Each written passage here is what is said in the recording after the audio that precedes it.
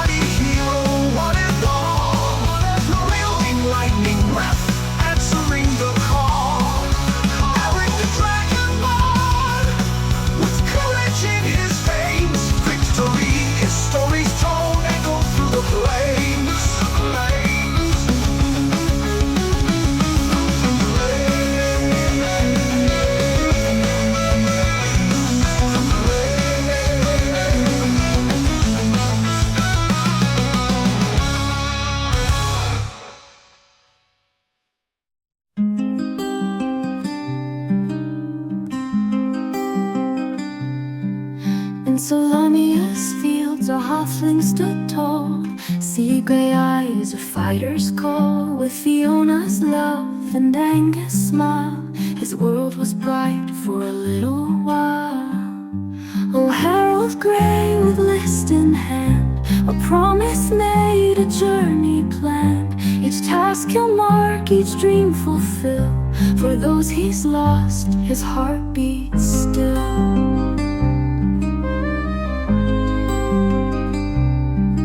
From Zakar streets to golden fields, their family loved the greatest shield. They dreamed of wonders near and far, and on a list beneath the stars. Oh, Harold Grey with list in hand, a promise made, a journey planned. Each task he'll mark, each dream fulfill. For those he's lost, his heart beats still. Young Angus fell on distant shore, while Fiona's kiss would come no more. A drunken noble, a vengeful blade, left Harold's world in darkness laid. But from his grief a purpose born, to honor vows that he had sworn. The list unfolds a final wish, a blade resisted a gutted fish.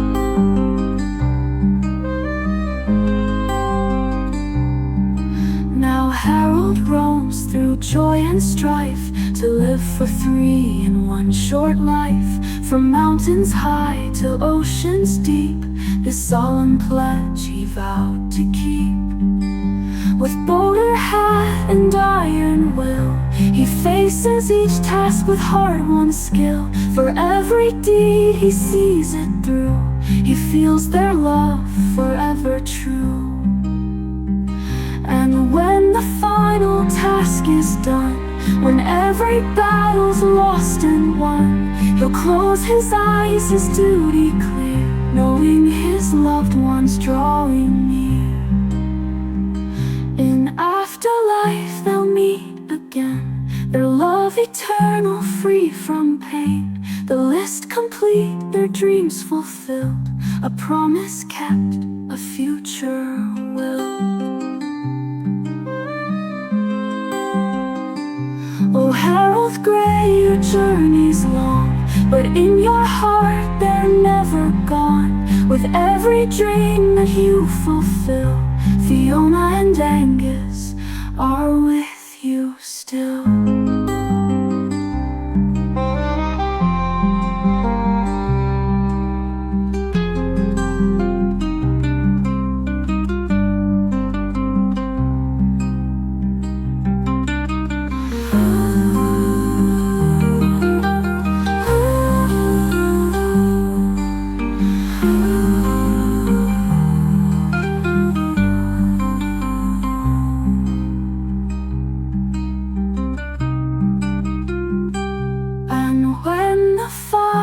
Task is done, to live for three in one short life.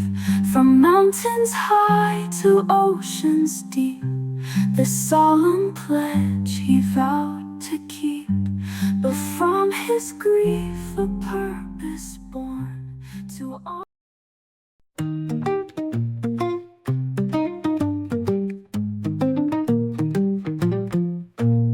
Arlie Candlewick, the tender cleric brave, met Aelric, a dragonborn far from his cave. To the Clarus Tower they made their way, where ancient books would have their say. A year among the tomes they spent, two worlds colliding, heaven sent.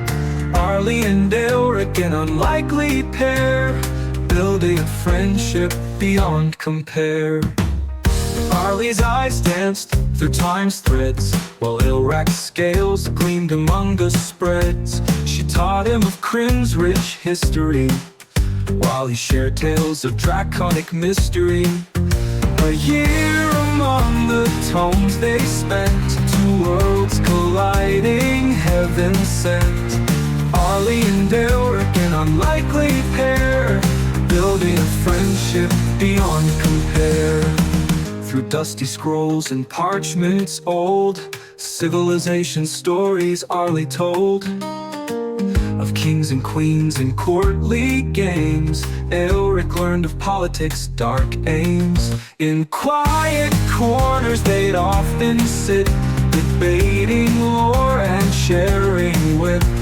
Arlie's charm and Aelric's might, two cultures merging day and night. The Dragonborn's eyes opened wide to Kryn's vast world on every side, while Arlie glimpsed with growing awe the honor in the dragon's law. A year among the tomes they spent, two worlds colliding, heaven sent. Arlie and Aelric, an unlikely pair, building a friendship beyond compare.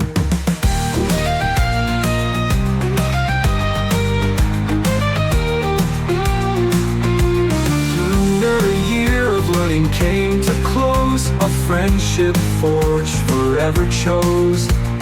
Arlie and Aelric, once strangers now kin, united by knowledge their journey begins.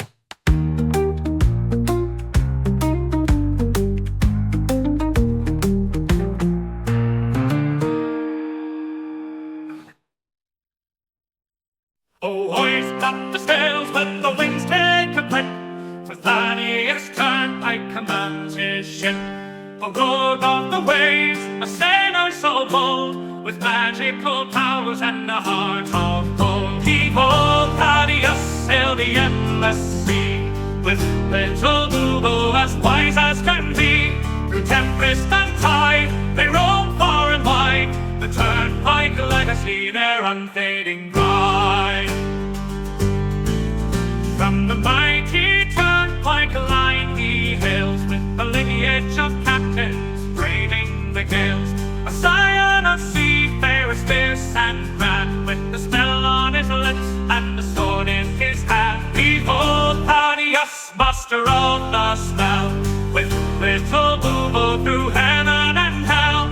They dance with the stars, they flirt with the dew, their laughter echoes in the ocean's blue.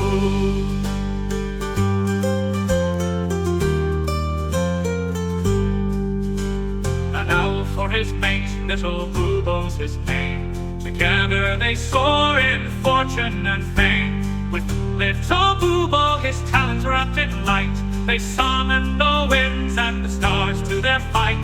A curse of great power, a gift or a bane, Thaddeus wields it with little to fame. A rogue with a charm, a sailor with flair, he faces each curse with nary a care. Behold Thaddeus, the sea's arcane knight, with little Bilbo in the pale moonlight. Through whispers of magic and the salt-laden air, the Turnpike adventure none can compare.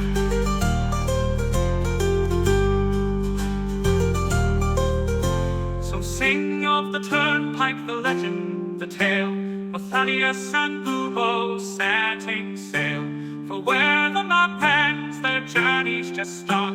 The seas in their blood, magic in their heart.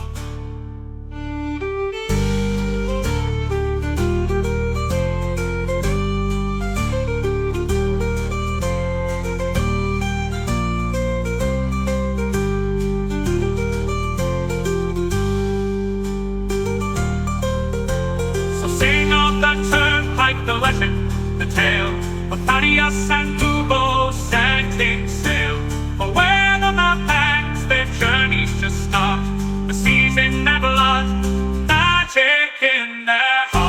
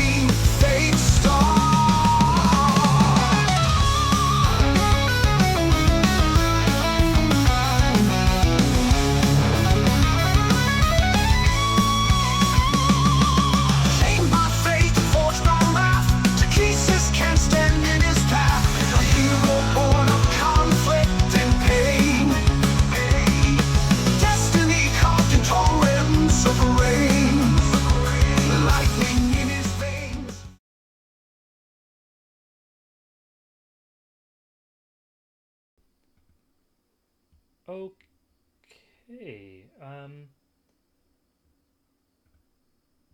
sorry guys.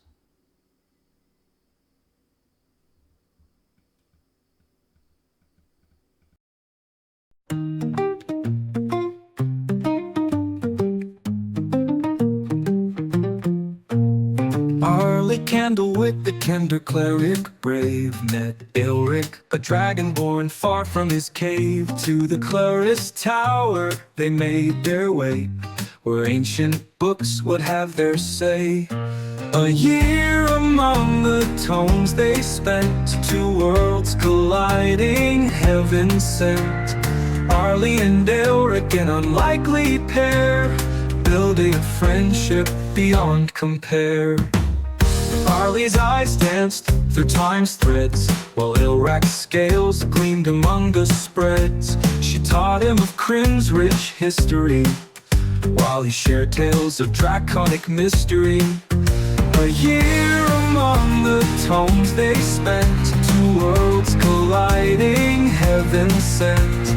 Arlie and Ilric, an unlikely pair, building a friendship beyond compare. Through dusty scrolls and parchments old, civilization stories Arlie told. Okay, hello and welcome back. We are finally live. My name is Nicholas Coy Santilla. Welcome back to You Are Legion. I am joined, as usual, by our fun, regular players. That would be, let me have a list because I can't recognize them by their face. Claire Hogan playing the Kender, Cleric of Knowledge, Arlie Kendlewick III. Michael Keane playing the Halfling with a list, Harold Gray. And Sean Boyd playing the last Blue Dragonborn, Ilric Tiamaticus. And Sam Gilroy is away this week, so we will be playing in his honor. And we are all just going through a little bit of housekeeping because we had some new feats that we got at the end of last session. The last time we all played as our own characters, and the main timeline was at the end of Martin Boersma's guest run. And all of our players received Fey Touched as a special feat. A little late, but better late than never, for all of their time spent in the Fey realms. And so we were just going through and making sure all that stuff was on their character sheets.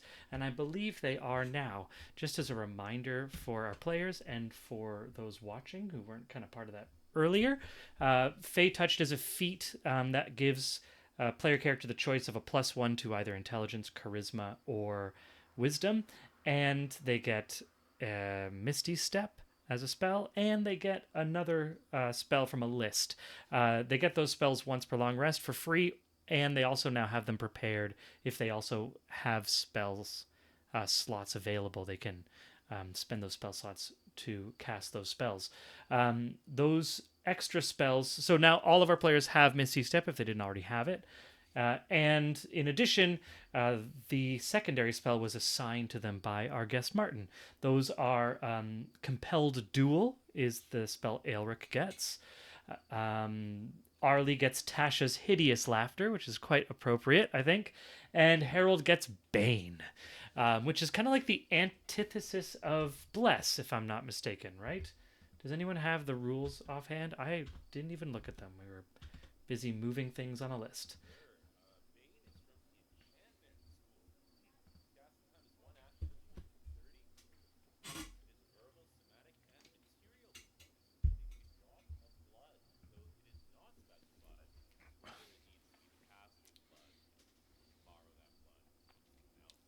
Ooh.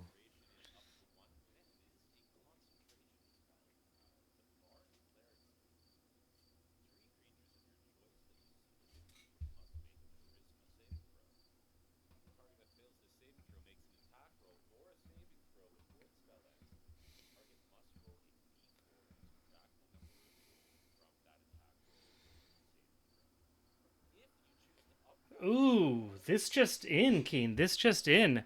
Yeah, the chat cannot hear anyone, it seems. So it's absolutely horrible because it was such a good read. It was an amazing read. Why is it not working? This is why we have the chat. We get feedback live and in the moment. So they can hear me just fine, it seems. But it seems to be something wrong with... I'm going to blame my audio just to bite the bullet here. The sound is good. This is good. This is... I thought we got past this, but, you know, technology... This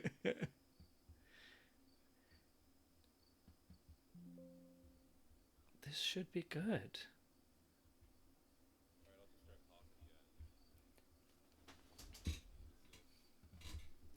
Keena's uber soft like a mumble.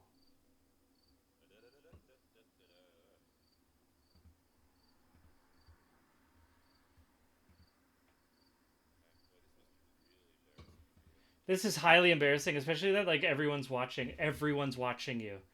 Everyone's watching you. And I can't even ask you guys to vamp. I know this is how we got canceled. This is officially how we get canceled. This is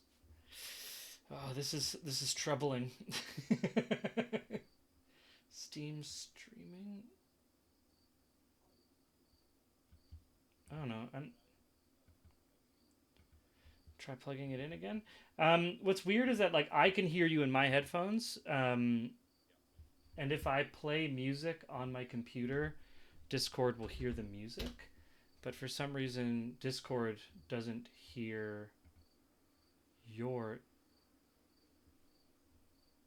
Oh, maybe it doesn't Discord anymore. Okay, super exciting.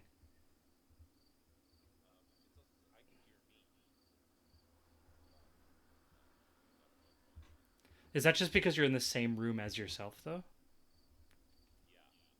Oh, okay, that'd be the reason. That'd be the reason. How embarrassing. Okay, turning. No, no. I mean, this is. I need. I am just gonna.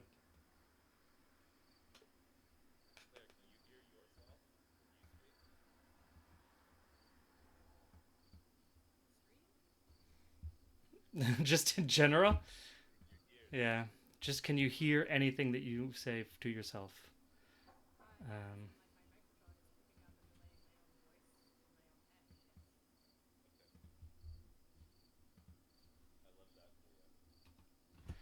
hmm. It's- okay,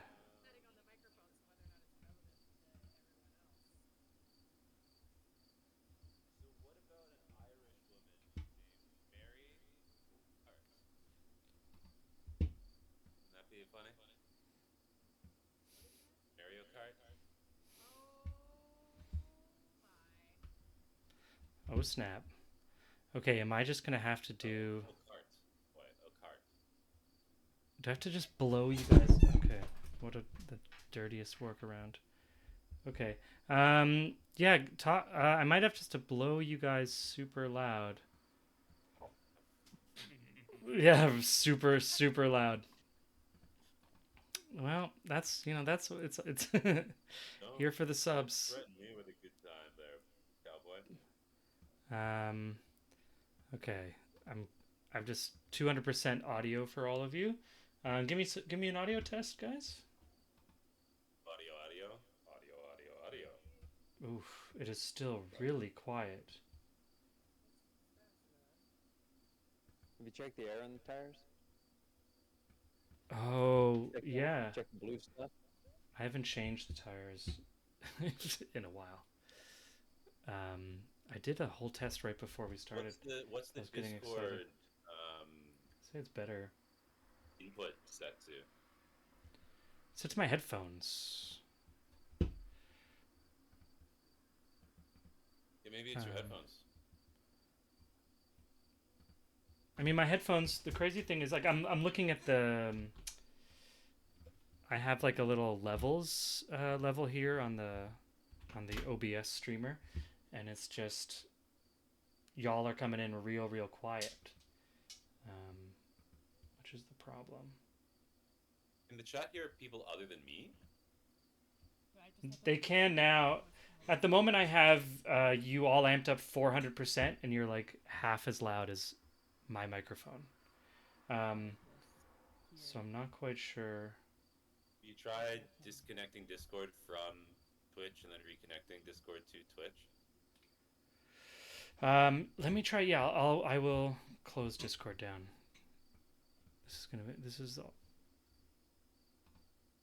This is the fun times. Doing a hard reboot of Discord.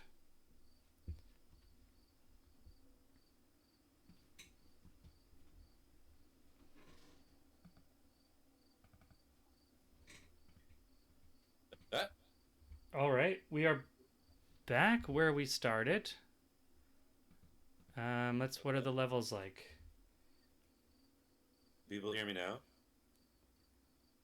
Yeah, so you're still like 15 decibels quieter than me, and I'm still 200%. You bring your levels down? Yeah, the problem is then that the stream just gets too quiet. Is my problem. Oh, okay. We just want the stream to be loud enough. I don't get why.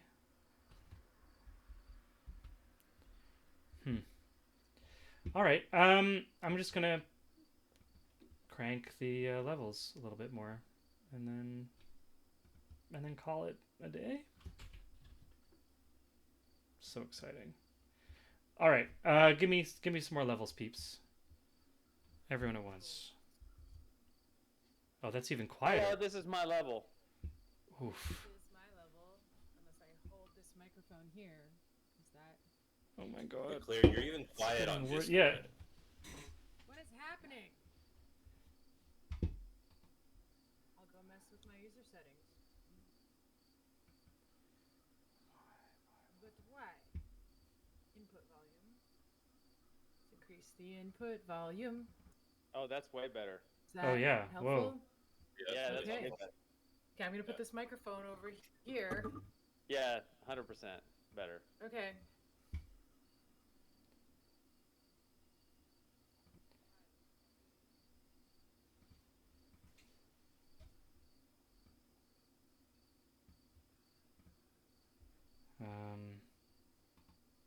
I think I need one of those microphone arms. Oh, those are great. Yeah. Um. That shot. See how that works. Okay. I guess I'll just I drop like a little myself cheap down one. here. It's great. Bang, bang. A little bit. Okay. All right. Oh. Claire is Oh, sad. She is Claire's trapped in sad. the bottle. She is trapped in a bottle. Oh my Ah, god. jeez. Also, the problem with amping everyone up 200% is that like now I'm getting you all blown out, and your beautiful microphones are so nice sounding. Then I'm just blowing it out. Okay, I'm better now. I'm out of the bottle. What is that? A generator? Kina's going? That's a crazy sound. Sounds like a rock tumbler or something. Paint mixer. Oh dear. Did my sound just get better? Yeah. Yeah. A lot better? There's no more rumbling in the background. Okay, but how's this? How's this? Is this good? Yeah. Is this good? Yeah. Alberta says yes.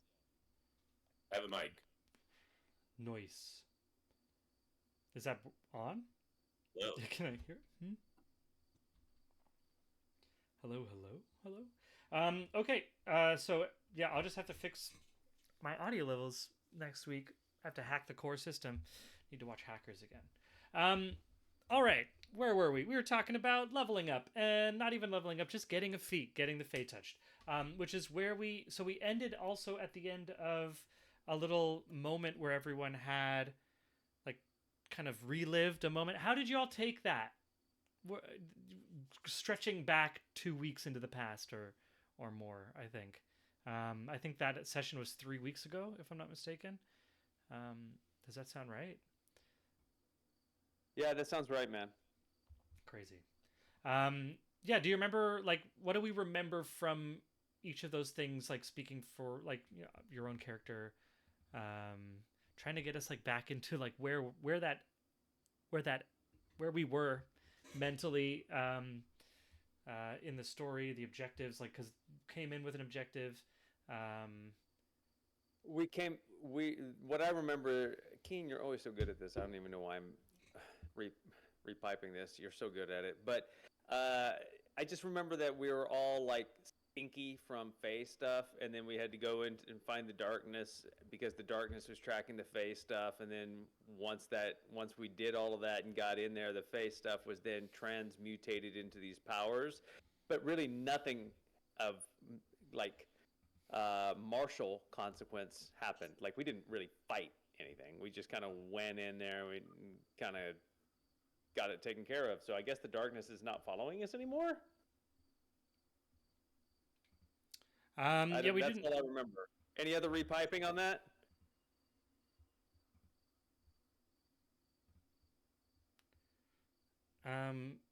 I don't think we never actually got like past the ending of that event. Yeah. We did Yeah. not. But it was kind of everyone's like individual moments that we had, and then we kind of had to end the session before we really had like a reconvening of everyone or anything like that. Anything else? We were going to send a message to Bubo. I've been trying to do that since June. but I keep forgetting. Yeah, I we'll keep definitely do it forgetting. this time. We are definitely going to do it this time. And then with the Legend of the Three Steves, yes, which is definitely was an awesome blast from the past. Oh yeah, that was Um, fun. yeah, so strange these Steves that you would never have brought them up before, but also understandable. Um, 'Twas the Legend of Three Steves, now made canon by Cat Letwin. Um, Wonderful. Okay, so in that case, um, do you guys have? Do you guys use? Do you get the music through Foundry? You know what? I'm not going to even start with another audio thing right now because we just wasted so much time to get started with our audio. Then this is just going to get like to another whole thing. So Just we told are. to explain. I can still do that, but if we've moved on, that's all right too. Please do. Please do. As a result of his encounter now in the Feywild and now in this darkness, Hildgod which is a spell from the Enchantment School, available to bards and clerics classically. It is verbal, somatic, as well as material components, those being one drop of blood, though it is not specified if that blood needs to be from the caster. Likely something that Harold would try to take advantage of. 3, it is a concentration spell lasting up to 1 minute, fairly geared for combat then. Up to 3 creatures of your choice that you can see within range must make a charisma saving throw. If they fail that throw, time they make an attack roll or a saving throw before the spell ends, the target must roll a d4 and subtract the number rolled from that attack roll or saving throw. Casting the spell increases the amount of targets by 1. Amazing. That's that. When they can only they can only save when it's cast, and then if they fail to save, they get minus d4 If they fail to save, they're fairly hosed. Yeah. to each attack roll and saving throw. Or saving throw. Yeah. Crazy. So it's the opposite of bless, basically. Yeah. Yeah. Very cool. Sean, do you want to describe your compelled duel spell? Because it feels like it's different than or like how is it compared to your existing? Do you have a maneuver that's like a compelled duel? No, I don't have anything that's even close to this really because, well, one, it's a spell obviously, but two, I don't really have anything that forces them literally to fight me. But this is all new territory for Aelric for sure. But it really it fits his thing quite well. His idiom, sir? Yes, idiom. You attempt to compel. So it's a first level spell, enchantment actually. So it plays as a bonus action, 30 feet range. Attempt to compel a creature into a duel. One creature that I can see within the range must make a Wisdom saving throw. On a failed save, the creature is drawn towards me, compelled by my divine demand. For the duration, it has a disadvantage on attack rolls against creatures other than me, and must make a Wisdom saving throw each time it attempts to move to a space that is more than 30 feet away from you. If it succeeds its saving throw, the spell just doesn't restrict the target's movement for that turn. The spell ends if you attack any other creature. If you cast a spell that targets a hostile creature other than the target, if a creature friendly to you damages the target or casts a harmful spell on it, or if I end my turn more than 30 feet away from the target. It's generally used by one of those paladins. Paladins use that spell. So that's like you have to. So it doesn't get a saving throw after the original. Like it's because some spells they get like every turn, but this is not every turn. But you do. Well, but like if it tries to move away, if somebody other than me hits it, or in either martially or with a spell, or I move away from it more than 30 feet, then it gets another Wisdom saving throw. If not, then it's just compelled to duel me until either it dies, I die, or the minute is up. Cool, and that's 10 turns, so that's yeah, right? Yeah, that's pretty solid. Amazing. That's my And favorite. Arlie, I feel like Tasha's, what is it? Tasha's yeah. Tasha's hideous laughter. hideous laughter. So I am entertaining my. So a creature of your choice that you can see within range perceives everything as hilariously funny and falls into fits of laughter if this spell affects it. Target must succeed on a wisdom saving throw or fall prone, becoming incapacitated and unable to stand up for the duration. A creature with an intelligence score of 4 or less isn't affected by my wit. Okay. So I love how this complements, like, she's got taunt as I think it's a Kender thing. Yeah. That lets her taunt people. So I just love the idea of like thematically role playing both of these. That like taunting someone, and when you do that, the target has to succeed in a wisdom saving throw. It has disadvantage on attack rolls on targets other than you. So I just love the idea that she taunts someone and then they find it so goddamn funny they fall to the ground laughing. Obviously, it's not like power game wise. It's not why would you use two effects on the same person? But like I just find it entertaining to imagine both happening at once.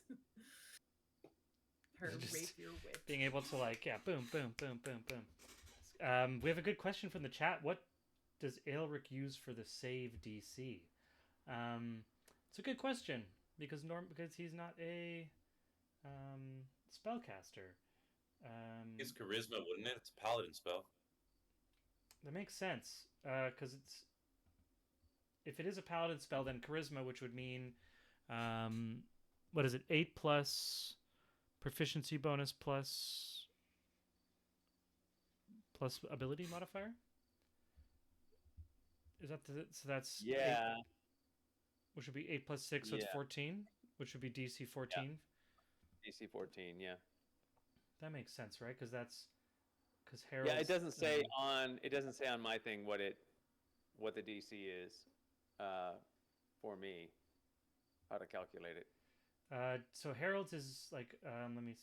8 plus proficiency bonus plus spellcasting modifier. So everyone has a proficiency of +3, and then it'd be the ability modifier. And if it's a paladin and charisma, then it's +3 for Aelric. So DC 14.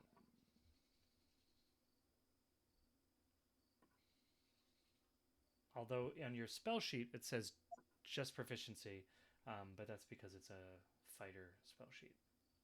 Yeah, so I have looked it up, and it is exactly what you said. 8 plus my proficiency and charisma modifier. Although one entry says just 8 plus my charisma modifier. So I guess that's up to you. Yeah, no, we're gonna do with the ability modifier as well. Okay. Vicovar's another question about what did we increase?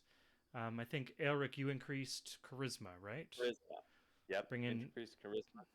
Bring into 16, so +3 for charisma. Also, Harold went to charisma, giving him a 17, still +3. And Arlie is one of the wisest people living. Although I don't know if you wanted to go. So Arlie's already at 20 wisdom. And she just popped up that one more. But it came in, and it still has you capped at... Okay, because it's maximum of 20 with this. So okay. you actually all right. lose I'll do out. something else with it then. Well, I could make it so that she doesn't have a -1 to her intelligence. I would still be -1 because it'd only be 8 to 9.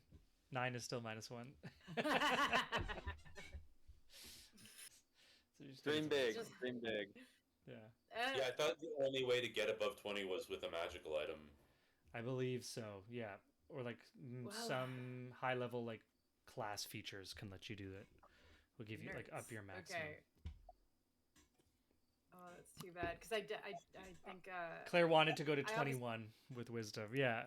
Yeah, no, it's such a cool. Obviously, in the past, if I'd known, which you can't know, but I did an ability score instead of a feat. I did an ability score upgrade, so we could have not been super unintelligent. But you've been getting +5 modifiers. Your spell DC is 16. You know, It could be better. but think about how much Alright. it could be. I guess we could go to charisma, but I think 13 won't increase. I think 12 and 13 are in the same place. Yeah, 12, 13, and 8, 9. They're both in the same place. All right. Yeah. So kind of either way, it doesn't really change things for the moment. So you can just like let me know by the end of the session. Sure. Open to the because- chat suggestions. There Should you go. Arlie learn Oh. a little bit how to read a little bit more of the alphabet? Or should she become a little bit better at public speaking? Spellcasting ability is the ability increased by this feat. Oh, interesting. Vikavar is keeping us honest with these, with the value here, with the wording of this spell. So it says the spell casting ability is the ability increased by this feat. So, Arlie, if you choose wisdom, you're still stuck at 20. Mm-hmm. It Yeah. doesn't go to 21, but you would get a DC 16 for Tasha's hideous laughter.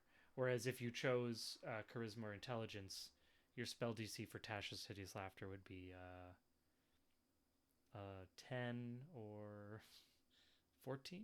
No, 10 or 100. 10 or 100. 10 or 100. One between one of the two. It's It all would be one low. rhythmic. It'd be 10. No, it'd be 10 or 11, I think, See? or so. It wouldn't be my regular spell save? Just because in Fey Touched it says the spellcasting ability is the ability increased by this feat, specifically just for Fascinating. for this feat. Oh, well, it's gotta go wisdom then. Yeah, Because then it will just be like her go-to move.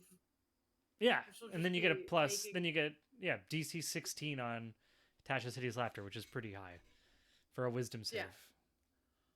For something that is just making them laugh and fall down. Make them laugh. Amazing, cool. And what I love about Arlie is that she does so come across as a character with 20 wisdom, you know? Very. I think what you're picking up on is her minus to intelligence there, okay? Yeah. Wisdom and intelligence are very easily conflated. Yeah, she'll lead you in the wrong direction, but get there first, right? That's Arlie. It's a paradoxical kind of wisdom, like so wise that she just knows that reincarnation is guaranteed. So why fret? Why worry? Why worry?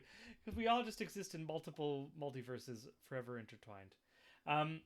Okay, so getting that out of the way, I think we can come back. Let me shift up image, because images are fun, and we might as well. As everyone finishes everyone had like a one-on-one moment with Legion in its Mark U kind of neutral form. And Legion appeared to all of you in your own kind of personal moments. I believe Aelric, Legion kind of spoke out of like the burning shroud, or like the ash like remains of your mentor. Yeah. For Harold, Legion appeared as like a toy soldier that had been like left over from his child. And for Arlie, I forget actually, appeared as actually an illustration in a book, I think, is how Legion appeared to you, as like an alive illustration in one of your books communicating with you. And through your kind of going through this crucible that you all went through, skirting the abyss of despair, as it were, Legion all bestowed upon you kind of centering effect that balanced out this Fey energy. And the spaces you were all in, these individual moments from your past, faded back into darkness. And you found yourself once again in the familiar blackness that you had walked into. You could feel the same sand beneath your feet, the same sense of scale, of space in this vast openness that is the desert wastelands. And in this, I would ask for everyone to give me a perception check.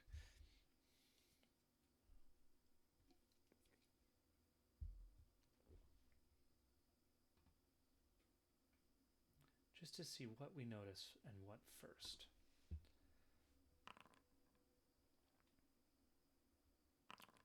Nat 20 from Harold, Nat 1 from Elric, and a cool 16 from Juniper. Harold with a Nat 20.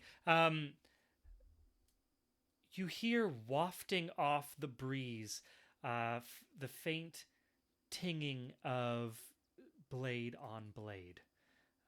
You can hear in the vast distance. With a 20, you can even pick up the exclamations of a small heroic rat in combat. Have at thee! Ha! Ha! Ha! And these faint ting, ting, ting. And you know exactly what direction it's in. Is the darkness still this supernatural darkness? It is. There is still this supernatural darkness. Harold, you Okay. also notice with a nat 20, as you make the first shift in body weight, you notice at your feet the inert object, which when you reach down is that inert orb that had been fashioned for you out of Helm's energy by the gnomes.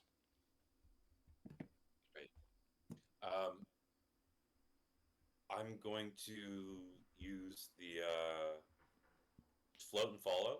Where do we hold it? It can Floats float and and follows? follow. Yeah. Okay. What's the trigger phrase? I don't think we established it. We kind of said it was like, Okay. you know it. Look about that. Okay, I turn it on. Cool. Yeah, you fire on this and give me I would ask for a perception or arcana check from Harold as you do this. It emits this, circle, this sphere of sunlight that just stops harsh. 21. 21 perception. With a 21 perception, you do notice that unlike the last art, like you had a version of this artifact earlier in this campaign that was destroyed by the Shadow Dragon. This one is kind of acting the same way so far. With a 21 perception check, you do notice that this seems much more like the you know how like marble kind of has waves and like swirls to it that are kind of like locked in stone, or glass or crystal. This object, these things are moving slightly, kind of undulating, almost like molten rock on the faces of this. This is much more active than the kind of inert object that you had previously.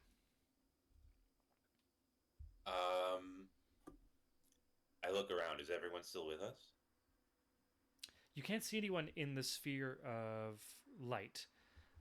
I'm gonna roll a. No, with the sunlight. What? Aelric and Arlie, you are standing in blackness, and you can see in a distance. All of a sudden, a sphere of light appear on the horizon. It is hard to tell how far away it is because it's hard to tell how big it is. But it's just like a circle of like contained, almost like a glass light bulb in absolute blackness that doesn't fall off, in a direction. So we're standing next to each other. We're like, No, you are not. proximity? No. okay. No. Okay. So you're in separate dark spaces at the moment. Okay. Oh, so this, so after I remember walking into the darkness and tugging on the rope for people to follow, and then that's put us all in different isolated darknesses. Yeah, you were pulled into these like separate spaces, Crazy. Okay. and then have come back. Yeah, when you look down, Arlie, like you find that the rope that had been tied up has been shorn. Whoops. after I gave the go ahead. Oh, right. Okay, sorry. My memory's all caught up now. Okay, there we go. Amazing. So yeah, Harold, you can. It sends out light. I believe it's like 30 feet, and then dim light another 30 feet. In a sphere around the globe. It floats at about a meter off the ground and can follow you. Yeah, so I'm just gonna throw caution to the wind. I mean, I assume that initial nat 20 perception roll, if there were other beings moving around, I probably would have been alerted to that. Making a bit of an assumption here. But Harold's just gonna call out into the darkness, say, hey, come to the light, guys! Group up! I can hear Squeak Noir in the distance. He's in a fight. All right, you all hear that from various distances. You hear what you think is Harold calling from the direction of this light. Great. Elric draws and sprints, not being able to perceive exactly how far it is away. He's gonna barrel through like a lizard on a mission. Amazing. Arlie, you as well? Tried casting light already in this darkness? Have you? I'm not sure if you have. I'd like to cast light. And then head Okay. in the I'd like to cast light on I have a mace. My weapon. Or just actually, my shield emit a light? Does your mace emit light? Because don't you have like a special light bringer mace? Something We rolled for something that emits last. light. Yeah, and we rolled for that last week or last time we played that magical items emit light. Because I asked, right? Because we You do all that asked. stupid testing, like Yeah. dropping it in, and so they do glow. So what I'll but say, because I'm looking at the rules of your Lightbringer. special light bringer. It So glows yeah, as a bright torch when its wielder commands. Okay, I just Yeah. command Lightbringer to emit light. amazing, and it just does anything happen? brights up with as a torch. Yeah, this is a magical Alright. illumination. What I will say to confirm what we agreed upon, that like the magical items glow, which we established as canon. It's not glowing like enough to. Yeah. It's like glowing like a glow stick, right? Like you can see it, like, and it lights you up, but it's not necessarily like you couldn't read with it or like necessarily Copy that. make copy that. path with it.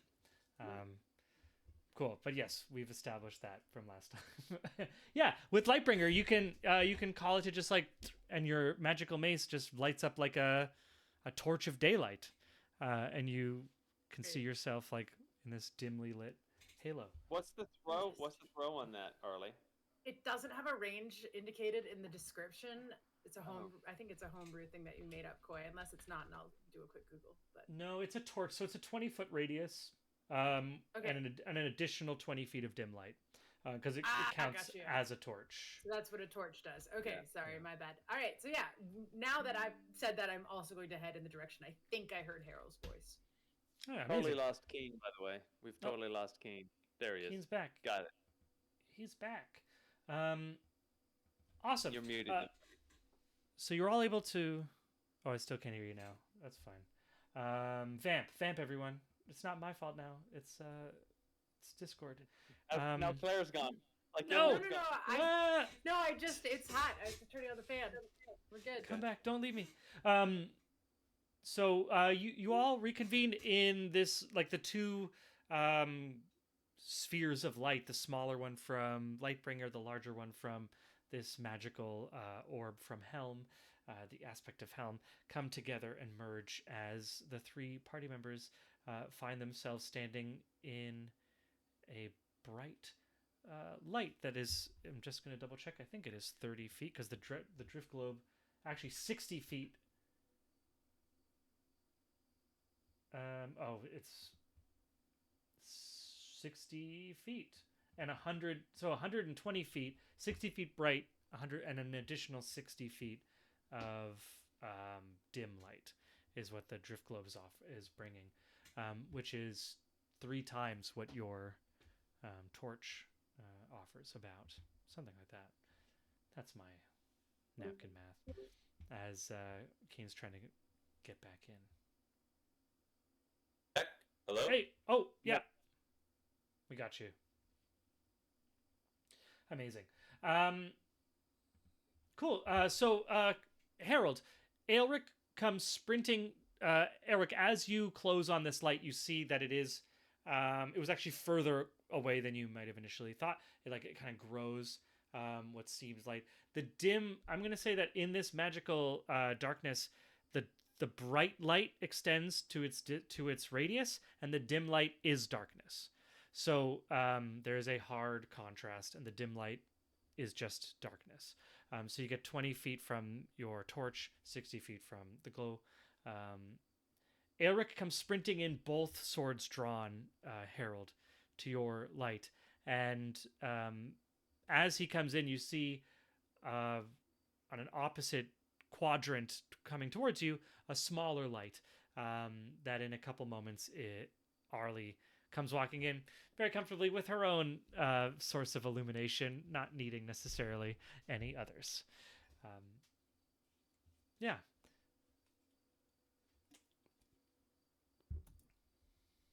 Once seen that of the Legion. Legion is gone. On. Legion was. Wait. Did you travel from here? Did the two of you travel from here? Fashion, yes. Somewhere in your past? Arlie? What? Did you travel? Did you Did leave I- this place?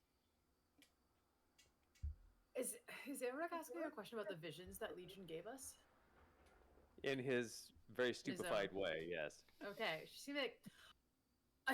Thank you. Says you needed to translate it for Claire, and also Arlie's -1 intelligence. So, like, right. I did actually have a lovely moment back at the library with one of my favorite tunes I used to hum while I was there, and Legion was there. And yes, it was a form of travel, but it was to a place I'm over familiar with. Me too. The pyre of my uncle. Oh, I'm sorry. That's a very different kind of familiarity than the sort of my beloved library. That's a funeral. I'm sorry for your loss. No, Visiting. no, it was actually fine. Fine. I took a page from all of you and didn't fight, listened. And now I'm back, but there is no Legion. Did Legion come back with either one of you? No, in fact, I tried to smush small Legion, but it didn't work, and I hope I didn't cause him any grievous harm. Were you gifted with anything? Yes, the ability to make others laugh. In fairness, I thought I could already, but I believe it will be more impressive this way. You beat me to the punch. You beat me to the punch. I will need help. This feels beyond my ken. I think you would What does? call. The darkness all around us? Or No, this, but what has been. Legion tried to describe it. I don't know. It feels magical. that you can do, Elric? Force people to fight, walk on the air, things that you or Thad, Bubo could do. My. That's big. Tis. Do we still hear? We still hear the Is fighting it- going on? And I do love this, but we're down a Legion, and Squeakmore is over there fighting something. Oh. How about we Shit! I find thought. the friend where we know where he is? We'll circle back and find Legion. Right, okay. Then onwards. And I was just gonna keep marching in the direction she thinks she heard Squeaknor in with her. I'm torch. letting Harold take the lead since he's got the or both of you. You've got the light. I've just got. Harold, it's sorry, Arlie, it's But this way. This way, Harley. Right. You carry on, Harold. You So Harold, love Harold that rat, sets off so- on a jog towards Igmar. Amazing. So you're traveling within the light, heading off towards Squeak Noir. I'm gonna ask you had a nat 20, so I'm gonna honor this nat 20 that you had there, Harold.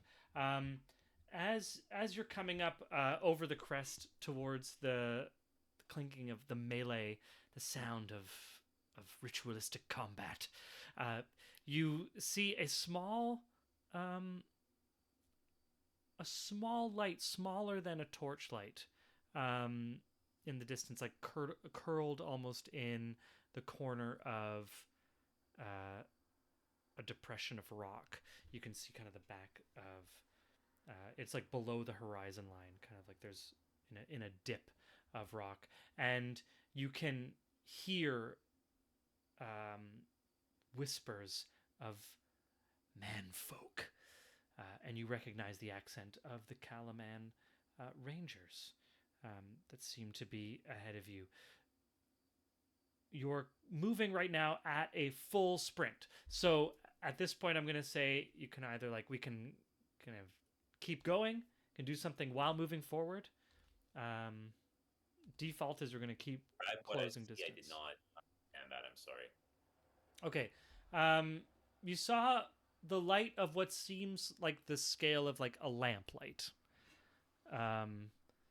And whispering of men, and in the edge of the lamplight you can see it's hard to understand. I'm honoring this nat 20 because the line between light and dark is so pronounced in this region. But the edge of like a leathered arm, and you can hear the voices of the Calaman soldiers at the edge of this lamplight. This kind of size of lamplight. The soldiers aren't in the lamplight; they're outside. No, yeah, they're not. They're not in the lamplight. Dead manfolk. Common soldiers. That was little DM spice right there. Because you're a hobbit or halfling. Halfling. How dare we risk that copyright? Is it? Sorry? How far away? I would say about 100 feet. Okay. Harold signals for the group and says, "Oh, and is this where I would echolocated Squeakmar's general position?" Yeah, it's like they're like very much in the same location. Okay. Charlie, turn out the light. Oh, right. She just like blows on the mace and it goes out. I'm gonna cast Mage Hand, Okay. and I'm gonna push the orb out Okay. to illuminate and slowly walk forward. But because we're in pitch darkness, if the light source is in front of us, it's blow us out completely. Just an approaching light source, and that's going to travel faster than we're traveling, but still kind of getting closer. I'm going to move it so that it's a good 15 feet in the air, hard for anything terrestrial to jump and grab, Okay. and try to illuminate this weirdness. Cool. So you want it to be the object itself is like 15, 20 feet off the ground. The mage hand is going to push it ahead of you so that you're following it in the darkness, all three of you. Yeah. But that the ground is still illuminated by this light that's Yeah. being emitted. Amazing. As you close and the sound... I'm imagining this spotlight traveling over the sands. Yeah, very much reminiscent of like The Creator, that movie movie I just recently saw. But very much, yeah, this kind of like spotlight, but it's a spherical light that is just kind of floating. As it moves and then finally lights over the voices and the sounds, you see on multiple levels there is like a depression of sand, a kind of almost, can't tell if it's just natural rock formation or maybe some ancient remnant of a failed civilization. But there are like steps of stone. There seems to be kind of a dead end, almost mini box canyon. I say canyon, but we're talking about just a few meters wide, about 10 feet below, and then a layer on top, and then kind of stepped stones. At the bottom of this little box canyon is this little lamplight.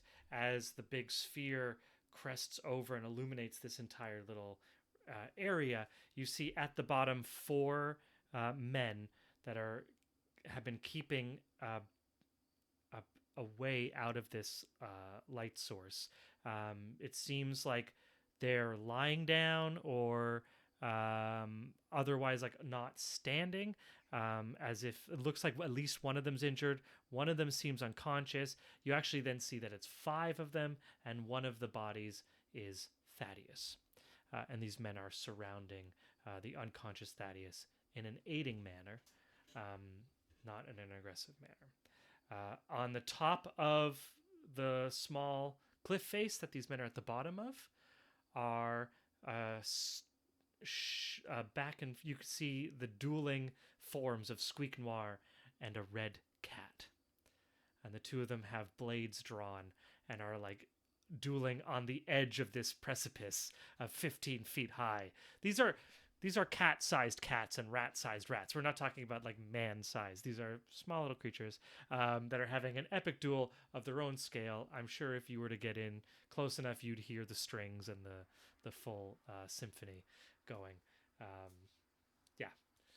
And that's what you see as this circle scrolls over. Do you stop it at that point as you're going to close in, or are you going to keep it like going past? Really curious to know why something went manfolk. But that was the humans? Manfolk? That was the DM describing humans to a halfling. That was... Oh, I manfolk thought that was what the rangers had said. I was like, oh god, No. possessed. No, that was Okay, purely me just trying to give a little zhuzh. What happened? I'm gonna change our vision here, because as you come and close distance on this sphere of light, you see that this under the light, the lamp object that you saw in the darkness is not actually a lamp. It's like almost like a twirling of string that has been like tangled and is floating about 3 feet in the air. And as you close distance and get into the edge of your own light that you've introduced to the space that illuminates the dueling cat and rat and the rangers, you see little lamps start to illuminate, and they start to extend across the sand, going towards the horizon. And there becomes so many of these little lights that they begin to provide a kind of perspective to the land that you had been moving without. You'd been moving through darkness, so like as if your eyes had been closed, and so just feeling it, everything out. Now with these lights, they can start to, in their own spaces, illuminate their area of sand, and then in relation to each other, you can start to get kind of like a map of how the land is undulating and flowing over space, which you hadn't had a sense of, the scale of this space. And I am going to open this map for you so you can see what you see of these little wisps of light. And as they continue to light up and expand out, as they light up and light up and light up, you see the silhouette of a large black creature, 4-legged, long snout, jagged scales, rear itself up sleepily, as if this light has awoken it. And with that, I'm going to ask for everyone's actions. We are not officially in combat yet. How far away is the creature? I I'd say this creature is about 60 feet from. Yeah, about 60 feet away from you. Can we see what is creating these little spools of light? Like, are they popping up? Is any of them within a proximity that we could see that they are like generated by a thing or a being, or are they just like free floating in the air, or we just can't even make it out? I'd be happy to. So you could give me a Arcana check or a Nature check or a Yeah. Perception check. They'll all have different difficulties and provide different answers. Well, they're all garbage rolls for me, but I'll give it a shot. That's the spirit. Roll that garbage. Roll that garbage. Here we go.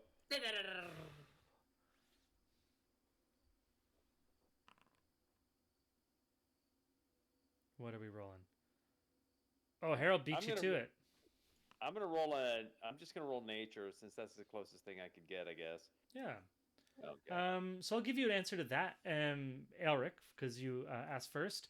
With a 13 nature check, you do see that these things don't seem to be connected. They seem to be. They remind you the most of like jellyfish almost. They seem to be like independent organisms of a sort of arcane nature, if that makes sense. Okay. So they themselves look like they are generating the light, is what you're saying. Yeah, Or they they're are emitting. the light. Like, They are the light. Yeah, Okay. each Gotcha. one is its own light source. Harold with a 17, Arcana.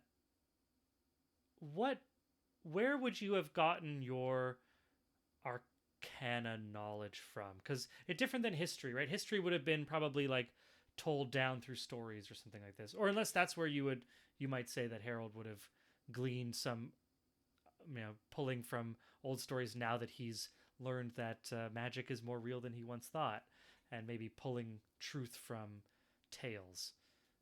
Or would you say that Harold has more like formal training or?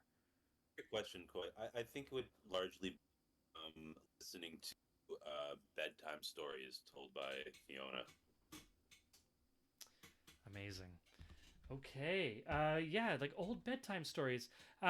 These would be orcish bedtime stories that you'd be listening to. And there are, let me just see if I can, let me pull this up then.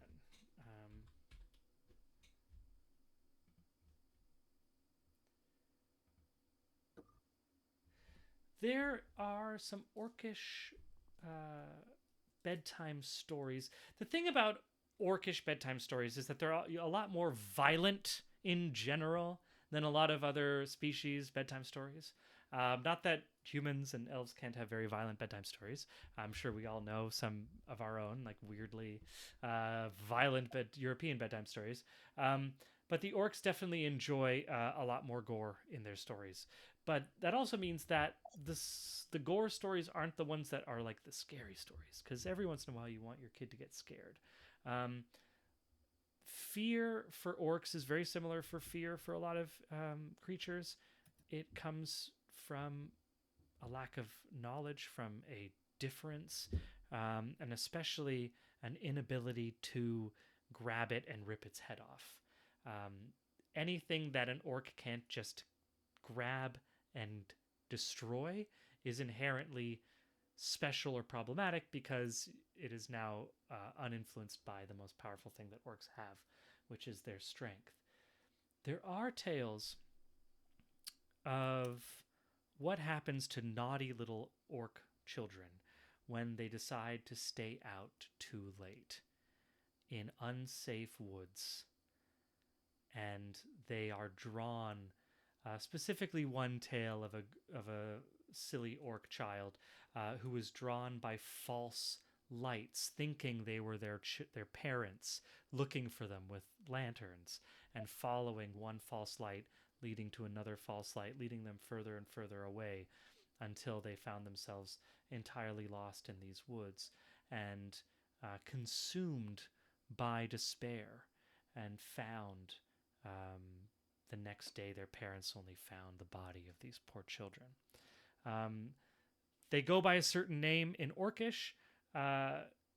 That's a name that really didn't translate very much for you, Harold. There wasn't really. It was one of those times if anyone speaks multiple languages, you're like, oh yeah, that thing. And like you can be perfect in another language, but just have one word where you're like, I don't know what that word is in your language. And we're just going to use my word until we find what your language has as a replacement. One day, Harold, you do remember coming across a common word that just fit somehow, and it's the word that you used in your own mind transposed for these fairy tales, these Orcish fairy tales. That word in common is will-o-wisp. Got it.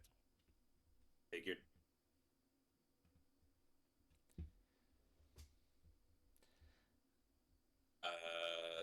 So Harold stops moving forward.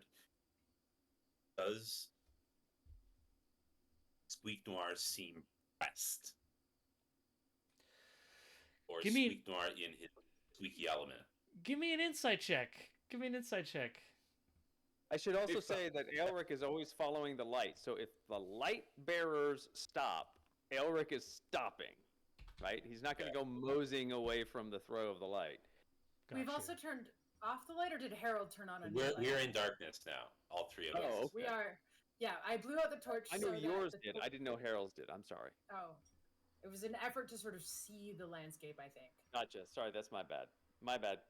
I was like, Eric is following the light. Oh no! No, I'm kidding. Which one? Which one exactly?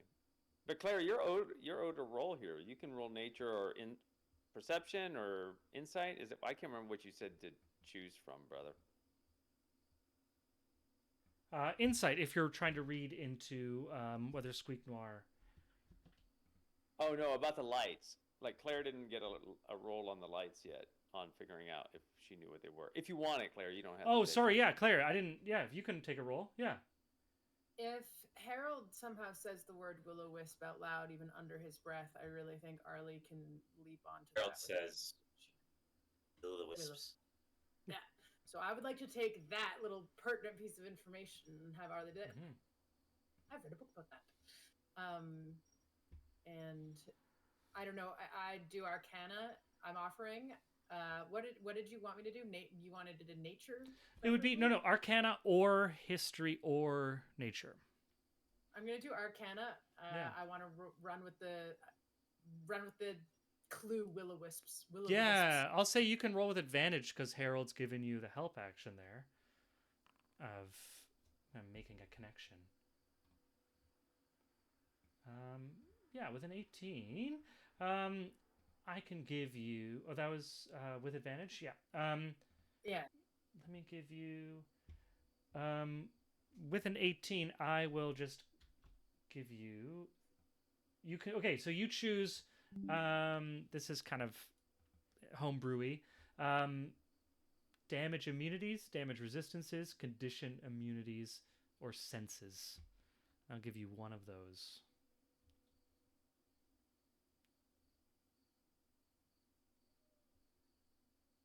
For my response on which one I want. Damage immunities or resistances? Those are two different categories. Am I understanding you correctly? You're wanting me to choose Choose and I'll give roll. you, and that's what Arlie gleans from her remembrance. It's like, so you Okay. can pull out that information. So damage resistance. Okay. That's what I choose. Okay. So Arlie remembers reading a book about will-o-wisps. I'm going to post it in chat just so you can remember, but I'll say it out loud. You remember that they are resistant to thunder, cold, fire, necrotic, acid, and physical attacks that are not magical.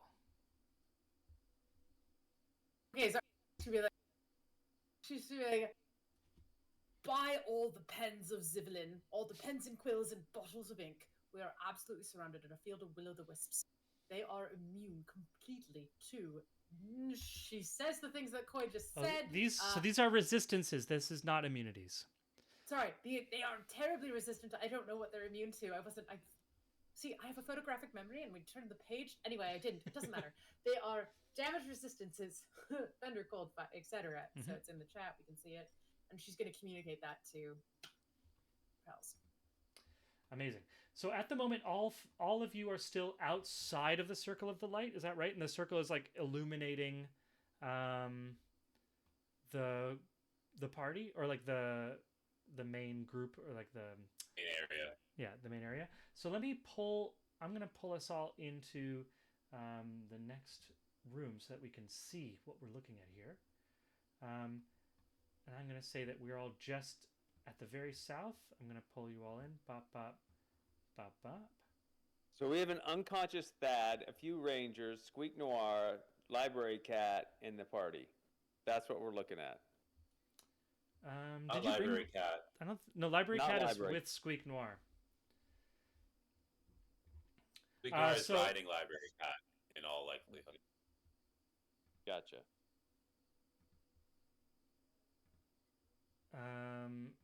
Yeah, I want to see The hell if I would love to actually be able to just show you, because it is so fun. Squeak Noir is riding you can see at the top of this small cliff, Squeak Noir, the berobed, cloaked small rat with a small little rapier, a beautiful hat with a wonderful feather in it, riding a orange tabby cat that is the Library Cat you know and love, riding bareback, no harness or saddle.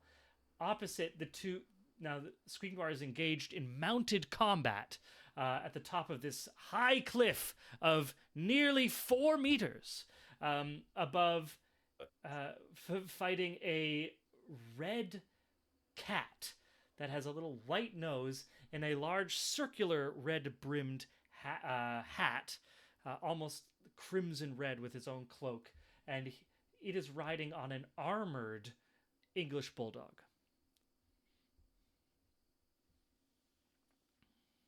Fantastic, and I do not see the dragon on this map. Let me. Not that the cat dog combo on the mouse rat cat combo fight isn't fun, but where's the big creepy dragon? Okay, so I'm gonna With move scales us. Yeah, and I'm gonna crab. move all of us to And the wings. bottom left here, because I need to just make it all fit in the same map Okay. here. The Gonna get an amen from the Twitch crowd. Gonna get an amen from the Can Twitch we get an crowd. amen? Our big baddie is now visible at the bottom right corner of our battle map. Can I just get a quick check though? No Dilk. We have no Dilk. I don't. That's That's not visible to. Okay, so now that I've shown, you can all see like everything with the darkness and everything like that. Yeah. So now I'm gonna turn the lights back on just so that it's like easier to read the map. Basically, there are illuminations you should be able to see on the map. I have a little Yeah. circle. I'm not sure if you can see the little white circle. That's like a line between light and darkness of your Okay. helm thing. That's Yeah, I gotcha.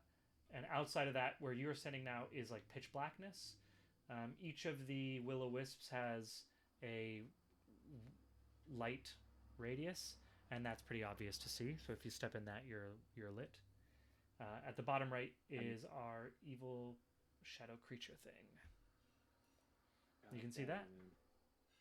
Yeah. Yeah, I got it. Cool. That's a So- long way away. So Everything's with also that, away. it doesn't seem like Okay. anything has reacted yet. Jesus. Okay. We're moving over sand. Correct. Quiet. Mm-hmm. Okay. Harold is just going to signal for the. Oh, he actually dark with it. Harold says, "Follow me," and he starts moving towards Thaddeus's body. Okay. I'm going to. Okay, I'm just going to. That's the radius of your light effect, just so you can see. Yeah.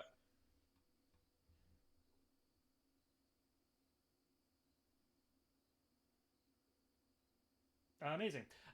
Okay, so as you all step into the light, one of the Kalaman soldiers takes note of you, points you out, says, "Look, sir." Well, these guys all had kind of southern accents, didn't they? From the down south. Yeah, they were all from South Carolina. They're all from South Carolina. Look, who's that? That must be maybe some of them are from Louisiana. I don't know. And they point you out. With them pointing you out, you hear from the darkness behind you, and I'm going to ask that we roll for initiative. And after we roll for initiative, I'm going to take a little break so that everyone has some time to think about their first move, and that we can jump into our combat uninterrupted. So let's roll combat. I am doing team-based initiative for this, so all NPC categories act at once. If that makes sense. Because otherwise it's just insane for me to like move and then be like, now it is this Will-O-Wisp 7's turn. Yeah, gotcha.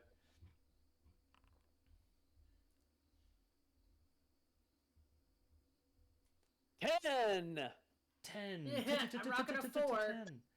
4, 10. Harold. Harold's mobile. He's got like a minimum of like 15 or something. With his dexterity and Sorry, my mobile feat. boundary thing is Clanky. being difficult. Let me know if you want me to do it for you. Yeah, just roll it for me. Okay.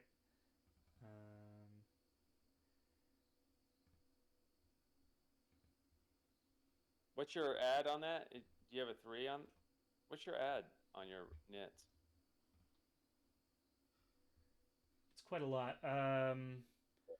Plus like 9 I got or it. something. Oh, I rolled a 15, all in. 15. He rolled a 6 on the dice and got a 15. I know. So yeah, plus 9. With that, we're gonna start combat. It is gonna start with the Will-O-Wisp's turn first. They are the first to move. And with that, we are at 9 o'clock ish. So let's say let's us be back around 9:15. We're gonna like get back started streaming at 9:20, and we're gonna have some fun music for our listeners. See you guys in a sec.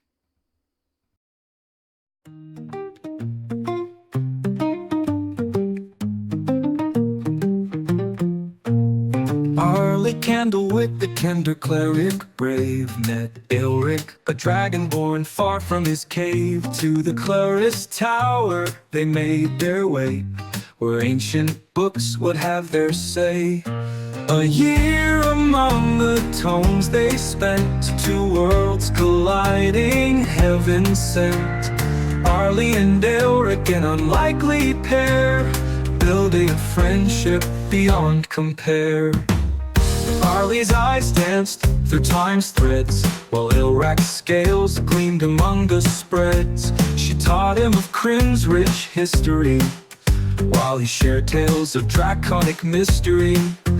A year among the tomes they spent, two worlds colliding, heaven sent.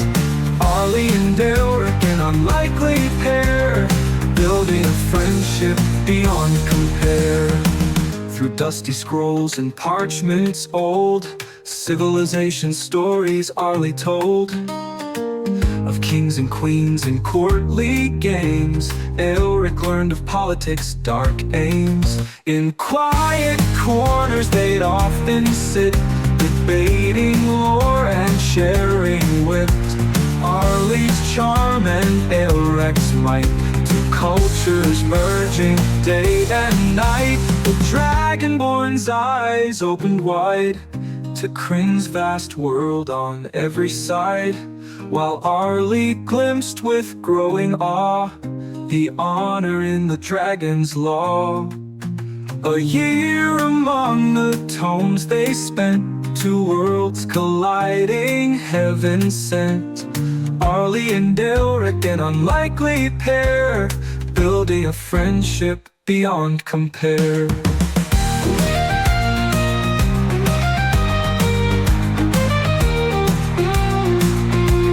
Another year of learning came to close, a friendship forged forever chose. Arlie and Elric, once strangers now kin, united by knowledge their journey begins.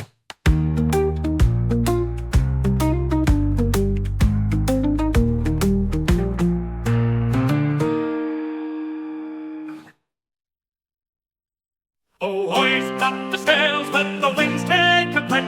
For Thaddeus Turnpike commands his ship. For lord of the waves, a sailor so bold, with magical powers and a heart of gold. Behold, Thaddeus sailed the endless sea, with little Bubo as wise as can be. Through tempest and tide, they roam far and wide, the Turnpike legacy, their unfading pride. From the mighty Turnpike line he hails, with a lineage of captains braving the gales. A scion of seafarers fierce and grand, with the smell on his lips and the sword in his hand. Behold Thaddeus, master of the smell, with little Bubo through heaven and hell. They dance with the stars, they flirt with the dew, their laughter echoes in the ocean's blue.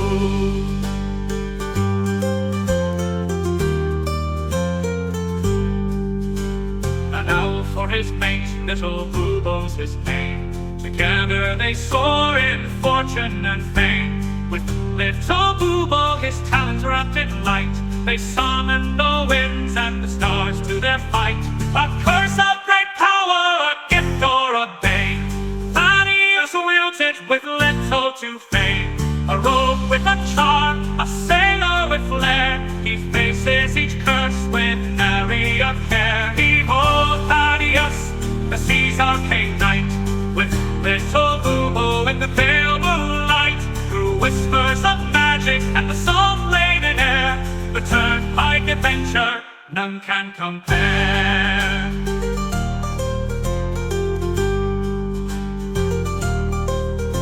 So sing of the Turnpike, the legend, the tale, of Thaddeus and Bubo setting sail. For where the map ends, their journeys just start. The sea's in their blood, magic in their heart.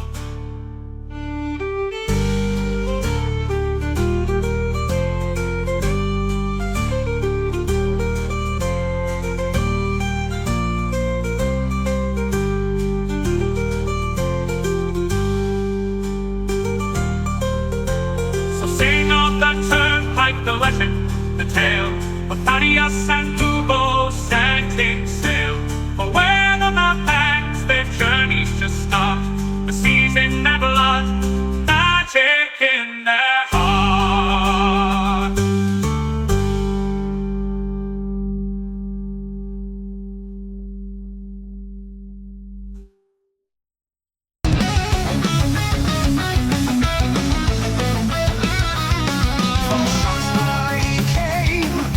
Elric stands tall, exiled from the shadows, hearing the dragon's call. Blades in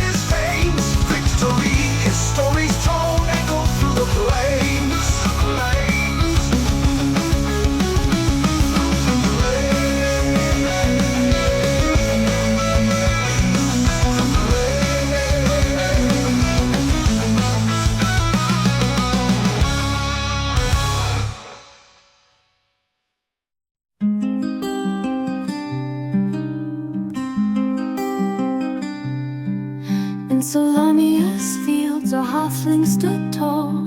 Sea gray eyes, a fighter's call. With Fiona's love and Angus' smile, his world was bright for a little while. Oh, Harold Grey with list in hand, a promise made, a journey planned. Each task he'll mark, each dream fulfill. For those he's lost, his heart beats still. From Zakar streets to golden fields, their family loved the greatest shield. They dreamed of wonders near and far, and on a list beneath the stars. Oh, Harold Grey with list in hand, a promise made, a journey planned. Each task he'll mark, each dream fulfill. For those he's lost, his heart beats still. Young Angus fell on distant shore, while Fiona's kiss would come no more. A drunken noble, a vengeful blade, left Harold's world in darkness laid. But from his grief a purpose born, to honor vows that he had sworn. The list unfolds a final wish, a blade resisted a gutted fish.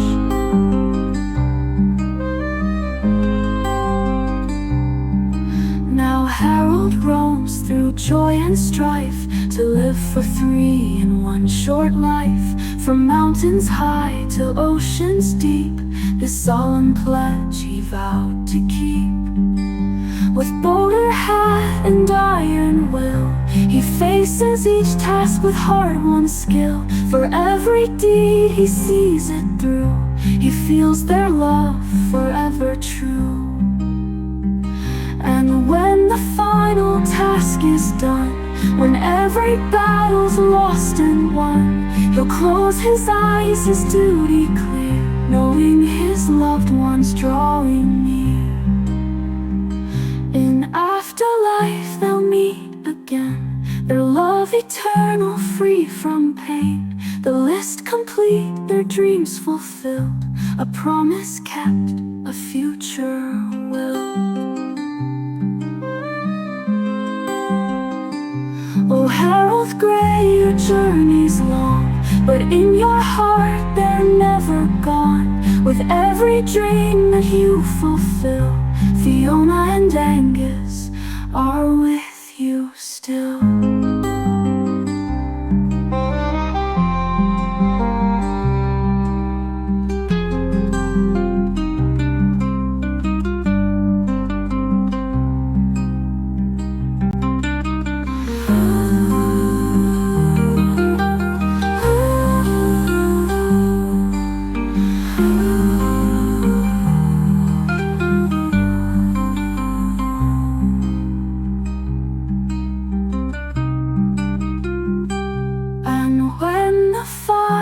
Task is done, to live for three in one short life.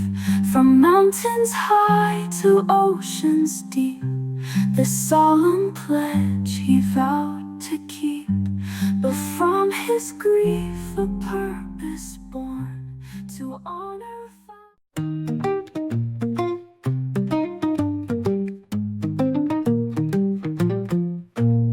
Arlie Candlewick, the Kender cleric, brave, met Elric, a dragonborn far from his cave. To the Clarus Tower they made their way, where ancient books would have their say.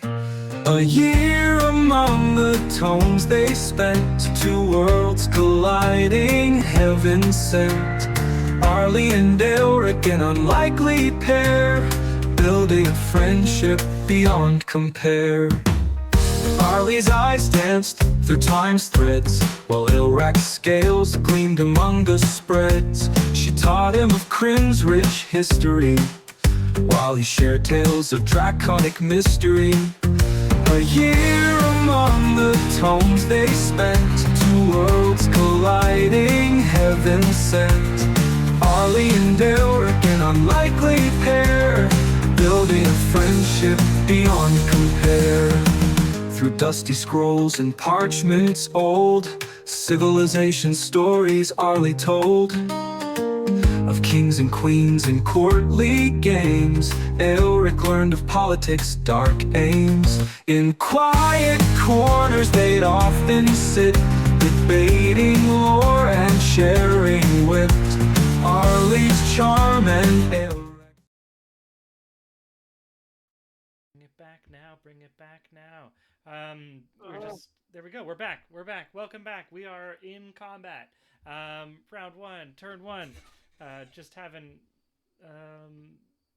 yeah, Sean was just disclaiming because we had a lot of will wisps that are wandering around. Come on, man. Well, the first thing that's going to happen is the one that is right next to all of these rangers is going to move closer to them, reach out, and touch the closest one. And you can see him stagger as kind of strength gives out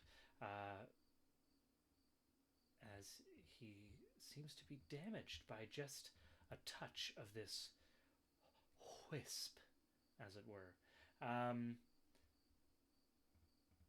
And the others that appear are going to start moving in the direction of surrounding the people here.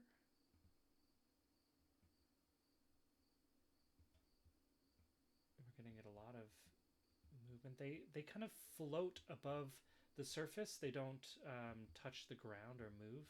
They have flight. And so we are going to have all these start to converge in this direction, and I'm going to get 2 more attacks. There with us? Claire, are you with us? Yeah, I was just eating cherries that spitting out pits, so I was just doing that invisibly.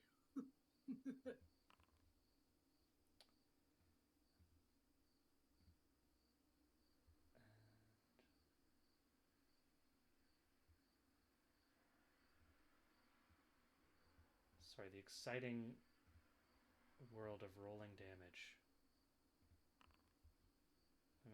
Okay.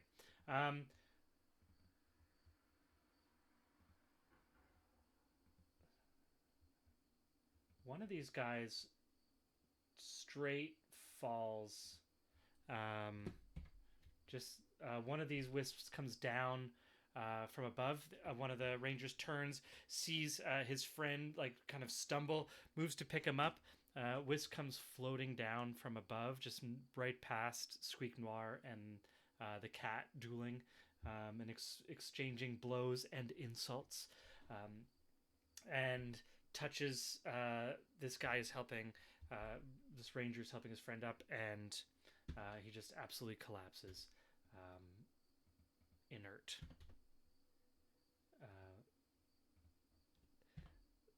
Another one comes, touches the first guy who falls looking severely hurt, and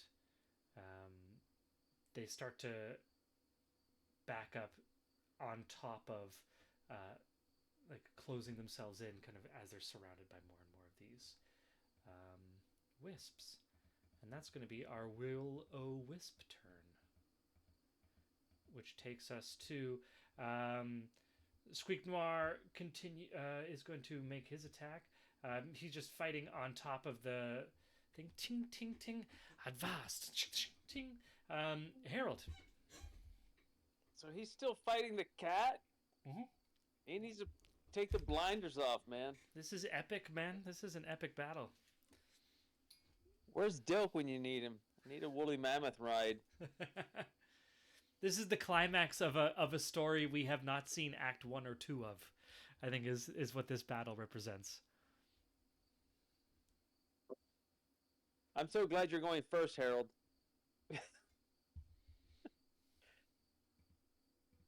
You're down. You're still muted, bud. There you I go. have no way to damage the wisps, given their resistance. Oh no, because I have a magical weapon. Yeah, you have They a just magical won't weapon. That's the be only way I can get resistant them to. poison damage. I think Arlie's probably the best position to fuck him up because she has bashing. Plus the magical damage, anyways, I guess. So I have such low strength. and I'm they're a nerd. resistant. Oh, On Claire, you've missed one round of movement. You only moved one round of movement. You should be up there with He should be beside us. yeah. Oh There we go. Lord. Okay. Thank you. Yep. Are the wisps on the proximity of us moving towards us, or are they moving towards the men? Some of them seem to have seen you. There's like a couple here. Yeah. But they are in general moving towards the fear. It seems. They smell this- fear. On this battle map, this chasm wall, should that be considered difficult terrain? 14. What'd you say it was? 4 meters? It's like 4 12 feet. meters. Yeah. 16 feet, I guess. I don't know. Tell me what it is, Canadians. Yeah, it's like if they're a meter's just over 3 feet, so we're gonna just say we'll call them yards. 4 yards, because this is imperial. Okay, so this this is chasm tough. wall Yeah, is worked out. is not difficult terrain. You can move over it freely. It's 12 feet drop, so it'd be like an athletics check to. Okay, cool.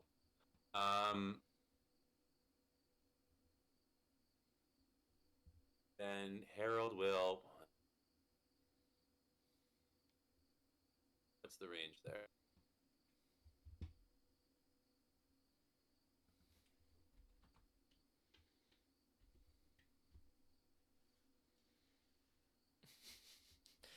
Dilk doing everything he can to make people pissed off at him. I love it. Even in his absence. Yeah, even his abs, like, God damn it, Dilk. The touched Misty Step does not count as a spell slot, but still counts as an action. Bonus action. Bonus action. Yeah. Okay. So Harold will use his bonus action and Misty Step for free Mhm. to put himself right. There we go.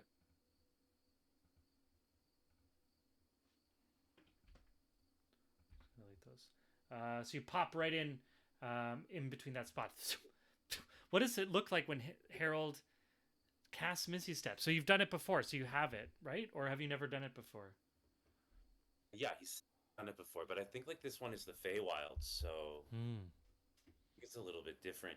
Harold just sort of looks around, and then you see him put his hand on his hat, and with his other hand, he just snaps his finger. And Love it. disappears, and then There's just left a few Just petals, just a couple of petals, like an exploded dandelion left behind. I should be in that spot though. I don't know why I'm not. Yeah. Okay. Yeah, you're there. Okay. Cool.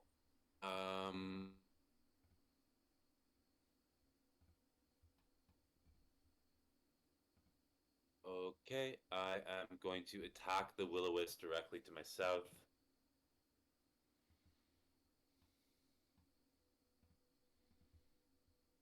The dagger isn't showing as magic still. I think it got refreshed out, just FYI. Okay, yeah. But it does poison damage. So they'd be resistant to that poison damage, but they're not resistant to the slashing portion. Yeah, because it's magic. Yeah, poison is not in their resistances. So the slashing is magical, so they're not resistant to that. Yeah. And is the controller command click to attack with advantage? Ooh, I think it was it control? Well, it comes up It's all right. automatically for me when does it not come up automatically for you when you pick on your weapon? Okay, I attacked the one on the 16. Is 16 hit? 16 doesn't. So you're just gonna like Yet. swing with that dagger through, and it just kind of moves like like leaves in a stream, but floating. I'm going to use a charge of luck and re-roll that. Mhm.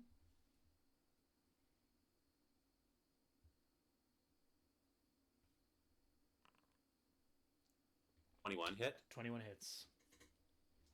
Okay.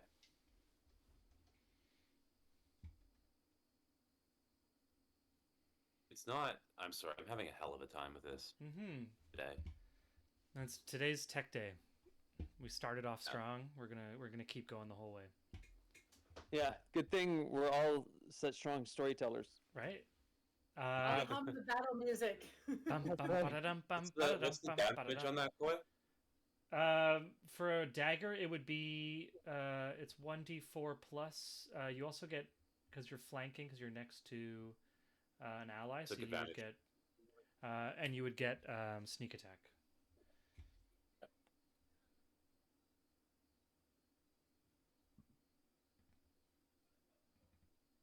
Right, because the dagger's 1d4 plus What's its magical plus, 4. though? 1d4 Doesn't it have plus a magical 4. plus? I think the magic was the Just the fact that it's always was poisonous. the poisonous. Yeah, that was the magical aspect. So you rolled a 2 plus 4, so that's 6 plus 6 plus sneak attack. What's your sneak attack? That's 4d6 for your sneak attack these days? Yeah. We're level 8. Right. Damn. So that's 6 plus 18. Hell yeah. Plus Ha- poison damage, which is I think 1d6. Yeah, you're not gonna need it. Okay. How does it look as Harold, using luck and his magic dagger, destroy this thing with, in the end, one strike? Yeah. So coming out of this misty step, the ground kind of like around in spot as reality sort of spirals open with Harold's horrifically contorted form. And as he's kind of coming through, he's continuing this spiral through with his dagger, just slashing through this will-o'-the-wisp. Love it. I'm going to use my offhand on this one. Okay. That's Um, not a magic attack, though. Yeah. Just so we're all clear. And why are you doing this to me? I will have advantage, though. Yes, you will have advantage. 13 doesn't hit, though. 13 won't hit though. Yeah. So turn and swing, and the other ones just kind of just move. It's like swinging at a cloud of flies. Amazing. And that's Harold's turn. Now that I'm in range of Squeak Noir, Yeah. I'll have to ask him, like, Squeak Noir, do you need help? The only help needed is this fat cat. We'll need one more of his 9 lives. Ha! Ting ting ting ting ting ting ting. Is the little, like, you know, like the 1 foot of his steed, little bit of a crumbling bit of pebble falls down. We get the like gasping scale from our camera shot angle. Look at how high this is up. Whoa! The vertigo shot. And the next people to act are going to be the Kalaman Rangers. So there's a little bit of like communication going on here, where they see you just kind of pop out of nowhere, Harold. And I'm going to roll a little luck check here on my side. Okay, they see you come in and they don't recognize you. It's just moving too fast. Things are going on. As you kill one of the will-o'-wisps, they don't attack you immediately, but they're not going to recognize you in terms of asking or getting advice from you. The 3 of them are going to move together one of them is going to pick up his fallen is Thad. They're going to move tighter into this corner. We're going to get a carry action. And so this guy is going to be... Let's just give him a thing. He is carrying all these icons, and none of them are helpful. Let's just use the dodging action. That'll what it looks like. Carrying that.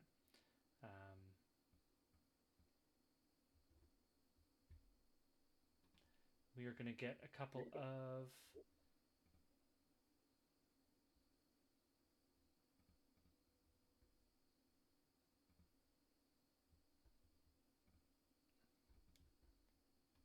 couple of longbow attacks.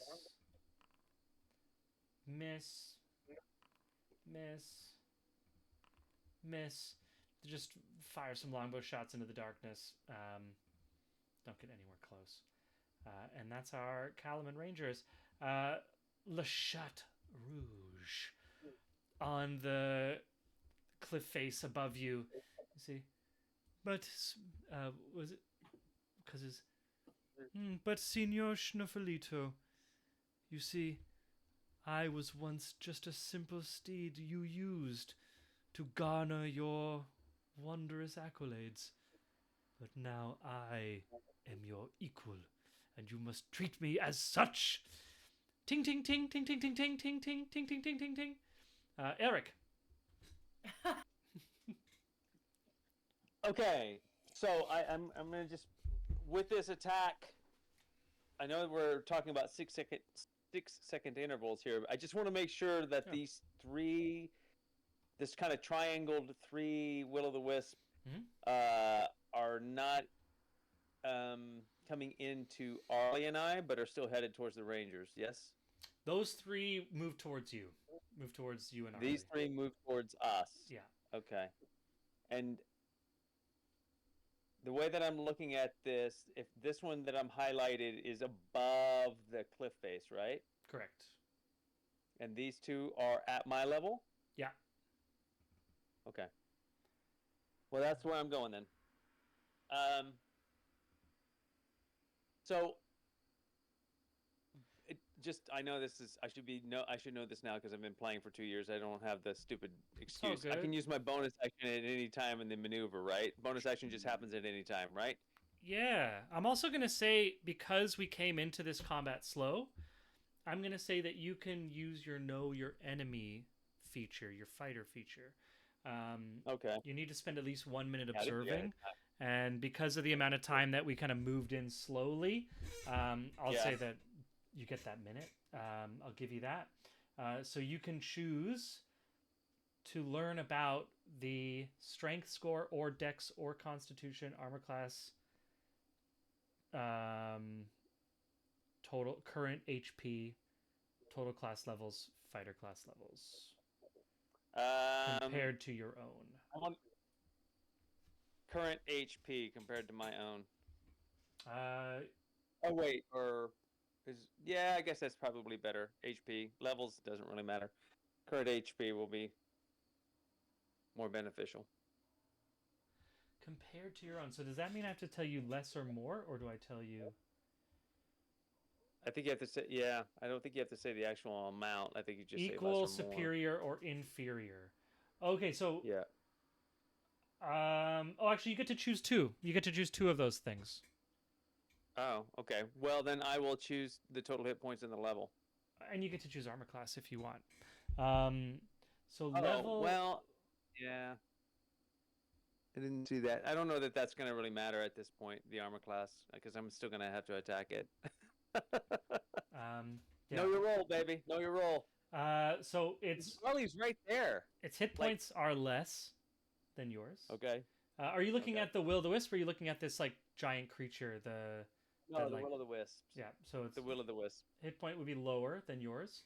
Inferior to yours. And class level or fighter level wouldn't apply to these. Okay. So then I guess armor class then, unless you don't want me to choose. You can choose armor class. Yeah. Armor class would be equal to yours. Okay. God dang, really? Ugh. Okay, that's grim. Armor class is weird, Alright. right? Because armor class is a number that like it's both if you are covered in armor, you have a high armor class. Yeah. If you're impossible to hit, equally high armor class. Yeah. Right? Like they're Yeah, both kind of well- the same. It's a number that has to do Yeah, two things. but I have all the knowledge that Claire got, right? I have all Yeah. the knowledge that Claire assessed out, right? Yeah. Great. So before I haul ass over there, I am actually throwing chromatic infusion on my non-magical sided sword. So the chromatic infusion is going on my non-sworded, yes. So that I don't know what that does. I don't know if it imbues it with magic or charm or anything, but the electricity would still, because they're not resistant to the electricity, right? They're So not if I strike resistant. it- Yeah. So I'm just gonna try it, right? That's my solve. I don't know if it's gonna solve anything, but that's my solve. It won't become magical, but it will give it the extra 1d4 of damage. Right. That's all I'm hoping. That at least that'll make contact, right? That's Mhm. the hope. I don't know that it will. I guess I'll find out really quickly. And I'm gonna place myself right there. Whoops. Right there. Cool. Amazing. Yeah, give me a roll. And you're going to do you get 2 attacks, right? So you get 2 attacks, you get 4 swings. 4 swings. Yeah, 4 swings. 2 with your magical weapon, 2 with your lightning. Infused. Yeah, my infused weapon, my suffused weapon. Hold on one quick second. I'm just making sure. God dang it. So, just out of curiosity, Mhm. just making sure here, where does special work into all of this? Where does a special attack work into all of this? Special depends. What's this regarding? Right, because this is like one of my maneuvers. It has the thing called special. Which one are you looking at? Sweeping attack, which allows me to attack a separate. I can expend a superiority die, and if I make a hit, I can then use the same swing and swing at the one within 5 feet of my original target. Oh, yeah. So you can exactly. So that just means it's- If I hit, I can choose to do it. yeah, exactly. Yeah. Okay, got So it doesn't just doesn't making sure. count by itself. Yeah, I got you. Right. Okay, thank you, bud. All right, here we go. Swinging away. Wait, where's my? There it is. Okay. Attack. I'm just gonna roll the first 2 first. Yeah. The magical sword, I guess. Do you want me to go 1-2 or 1-2-1-2? Does it matter? Whichever order you want. Okay.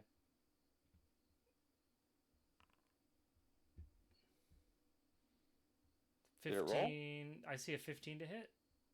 Yep. That's Cool. gonna miss. I'm just- Okay. And this is the second one. 17's gonna miss. Great. And then this is the chromatic sword. Wait. Damn it. This is.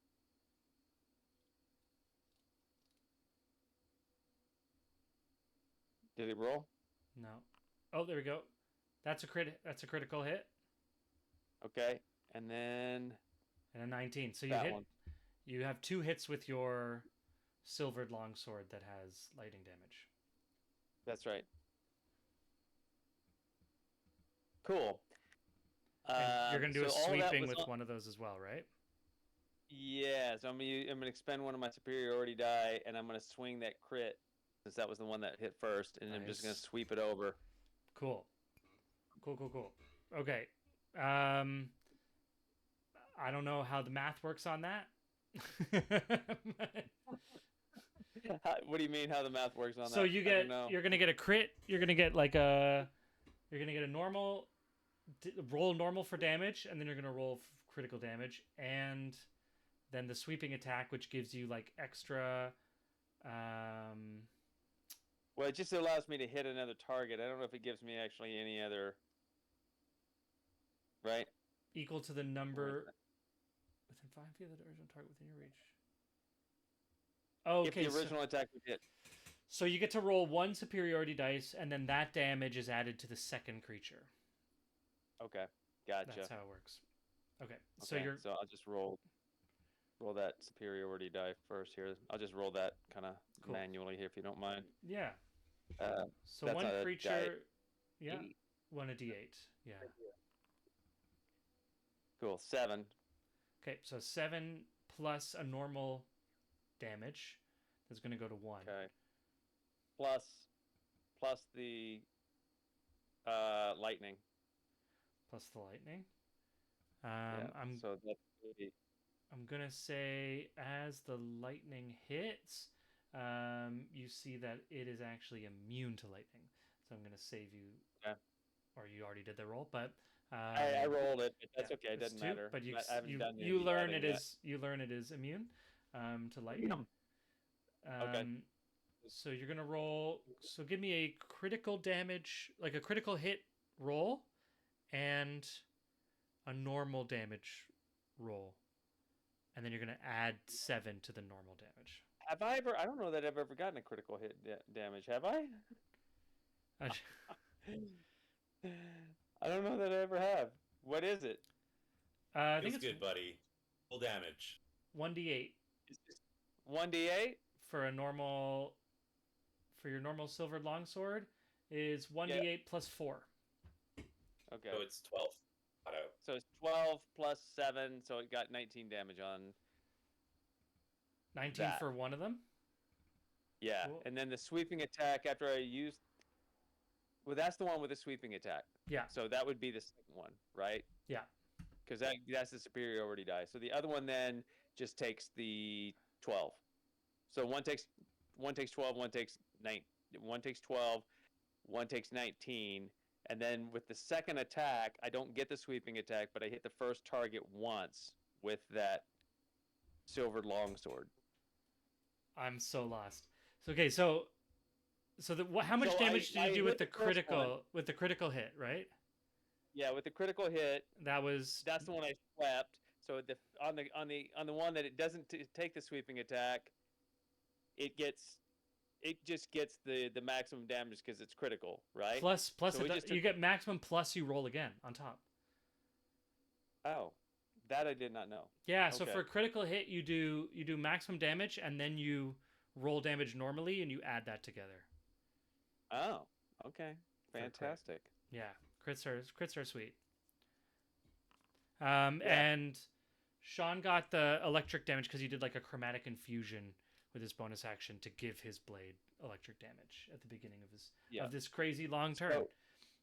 So then it takes so they take 22 and 29 respectively off of that first attack.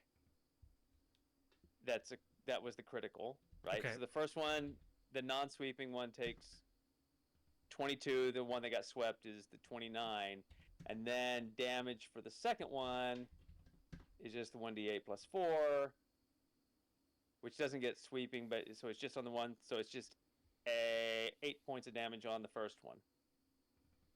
So the grand total Yep. is 30 and 29. 30 and 29. Yeah. 30 and 29. Damn. Okay. So it's 30 and 29, which would 15. Okay. Two So severe if you're- strikes.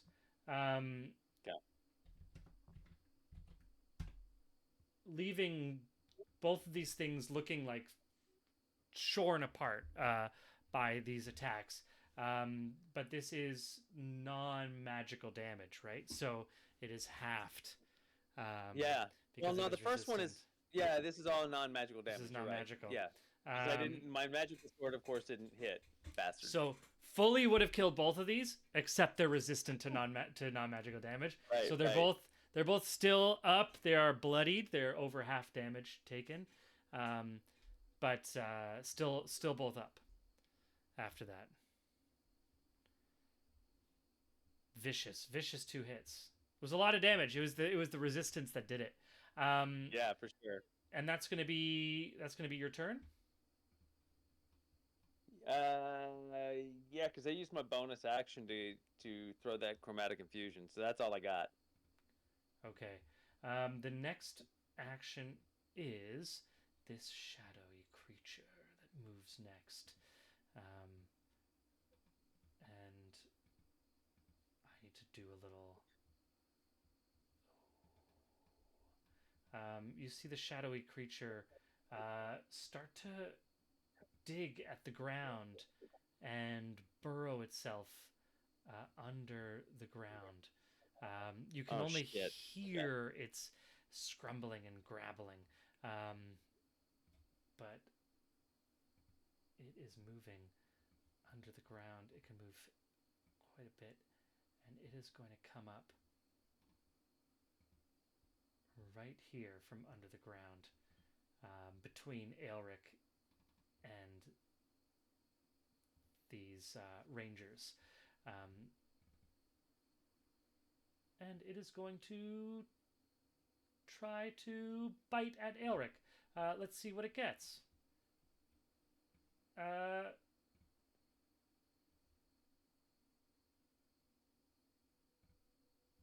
Let me roll an attack on Aelric. That is a 12. I don't think a 12 hits. That's Damn. a miss. Damn. Rolled a 2 on the dice. Rolled a 2 on the dice. A 2! Oh, A such 2! bliss. As it Pain. bursts Fucking through the microphone. ground and it just goes and tries to, like, just this huge crocodilian mouth just tries to grasp from under the shifting sand at Aelric as it comes up and just snaps and misses. And that is our creature's turn. And now it is Juniper Arley Candlewick III's turn. The Wise. The Kenda the Wise. Oh, I'm really debating about putting protection from evil and good on either myself or on Elric. It'll give all Fey creatures disadvantage to their attack roll. All Fey creatures? I think it's. I can read the description better. So, until the spell ends, one willing creature you touch is protected against certain types of creatures: aberrations, celestials, elemental, fey, fiends, and undead. Protection grants several benefits. Creatures of those types Okay. have disadvantage on attack rolls against the target. Target also can't be charmed, frightened, or possessed by them. I will say, give me a free nature check. It'll be DC 10. I rolled super high on her will-o'-the-wisp roll earlier. I'm sure she knows what the. Oh, that's are. true. That's true. Yeah. You did roll really high on that will-o'-the-wisp roll. So the will-o'-the-wisps, I can tell you, are undead. They are categorized undead. Okay. And if you want to give a perception check to this large crocodilian creature, I'll say that's a free action for a nature check to I ascertain rolled really its... poorly with nature. I got a -1 to nature checks, so. Okay, a 6. Okay. Dripping Hey, black buddy. crocodilian. We moved on before I get a chance to do my reaction repost, but we can come back to it after. Shit, my bad. Yeah. Does it? And it No, has no, to no, miss, it's right? fine. Okay, we'll get Yeah, back yeah. to it. We'll So get no, back to it finish before up the end of Claire. her turn. Yeah. We'll Cool. yeah. Yeah. Go ahead. Don't forget. Okay, so they are undead. Well, that's fun. They are undead. Just That spell would work for Elric, right? It would work or for f- any willing creature that I touch.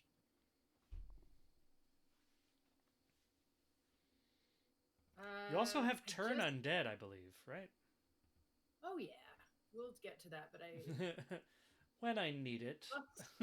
buffs come first, then Okay, yeah. that's what you do first. This is first, how then support classes work. I forgot Claire's expert at the clerics. Claire's been here. So yeah, I think I'm gonna try to keep myself out of the thick of it. So Arlie's gonna run in. Well, by run in I mean use her movement appropriately. Yeah. But for Claire, she's gonna run in, and Over I'm to gonna, here? yeah, right there, yeah, there, so that she's not next to the horrible thing, and she'll be like, she'll be like, right, my friend, this should help. And then she's gonna touch Elric and give him the protection from evil and good, which will mean basically, yeah, these will-o-wisps will have disadvantage on attack rolls. Now I can't run away because I am standing next to this thing, so I will. I've done the You got action. Misty Step. You got Misty Step. Yeah. Okay. Well, then I am gonna Misty Step. Great. I was thinking about that. It's a distance of 30 feet. 30 feet. Yeah. So I'd kind It's a of. good- Just a quick measuring. I'm gonna go. I don't know if you can see me looking, but I want to appear right next to Thad. Thad is going to be Thad's being carried right now by this Oh, he's being ranger. carried. Yeah, I pictured him lying on the unconscious. ground. He was, but one of the rangers on their first turn picked him up. So this ranger that I'm flashing Yeah. picked up Thad. And the one next to him is Dead. dead. Is that why you put a big skull in him? Okay, I still think that that's where I want to go. Cool. Right. Um, To this place or If to he's this picked up- place? I'd rather that place. Yeah, place. I'd like to appear there. Cool. And I don't know if you'll give it to me because I've used that spell as an action. I do believe it is a whole. So Do protection from good and evil that's an action, right? Yeah, that's an action. So Cool. the next thing I would do would And be then a you used medicine to- check on bad, but we've done action, bonus action, and I did a shitty nature check. So like, Yeah. that's I a mean, pretty full turn. yeah. Thad looks unconscious, but tell me what it looks like as you cast these two spells, because Arlie's gonna look at her spell casting is gonna look different than Harold's. So Vigavor is Cool. asking this. You should field this. This is not considered a second leveled spell, right? Because this is from the effects of the Feywild, right? Yeah, I can't do Yeah. a bonus action spell on an action spell. I totally can't do that. It's Okay. true, Okay, but I thought you could. I'm gonna I thought you say could that because it was a effect of because sorry. yeah, no, I agree with I'm agreeing with what Sean's saying here, because you're using your Fey touched Misty Step. That counts as like, at this point, that's like something that you can do innately as it's like a class, it's like a species feature or something. It's like your taunt, right? Like it's just something that you're able to do because of who you are. It's not the same as necessarily spending a spell. I'm just gonna let it happen this time because fuck it, you're moving around. Like, I'm not gonna punish battlefield mobility at this point. So the way it looks is when she casts protection from good and evil, it's like she runs in, she's like, right, I think this will help you, my friend. And she reaches out and touches Elric. I mean, like, I don't know if she startles him because she just runs up. I don't know if she just like if he's busy in combat and she just grabs his tail. Like, I don't know. He's at this point like 2 years into the relationship. I don't think he's ever surprised by like the random touch of Arlie for whatever reason it is. So yeah, and this is cool that it's not 3.5, so I'm not going to provoke an attack of opportunity from that Will-O-Wisp for casting a spell within its range. I love 5th edition, and yeah. I'm gonna grab Elric's tail, and then it's gonna look like trees, like roots from the tree of knowledge that is Zivlin's thing, just like wrap and just like, and then like he just like sprouts kind of like golden leaves around his shoulders. Oh, cool. And these are just they're iridescent because like they're magical, so they're Iridescent glimmering. vines just like grow over Elric. Yeah. Cool. Wow. So that's what that protection from the various fays and undeads and etc. Love it. Protection from good and evil. And then she be like, right, now I'm off to check in on our noble lad.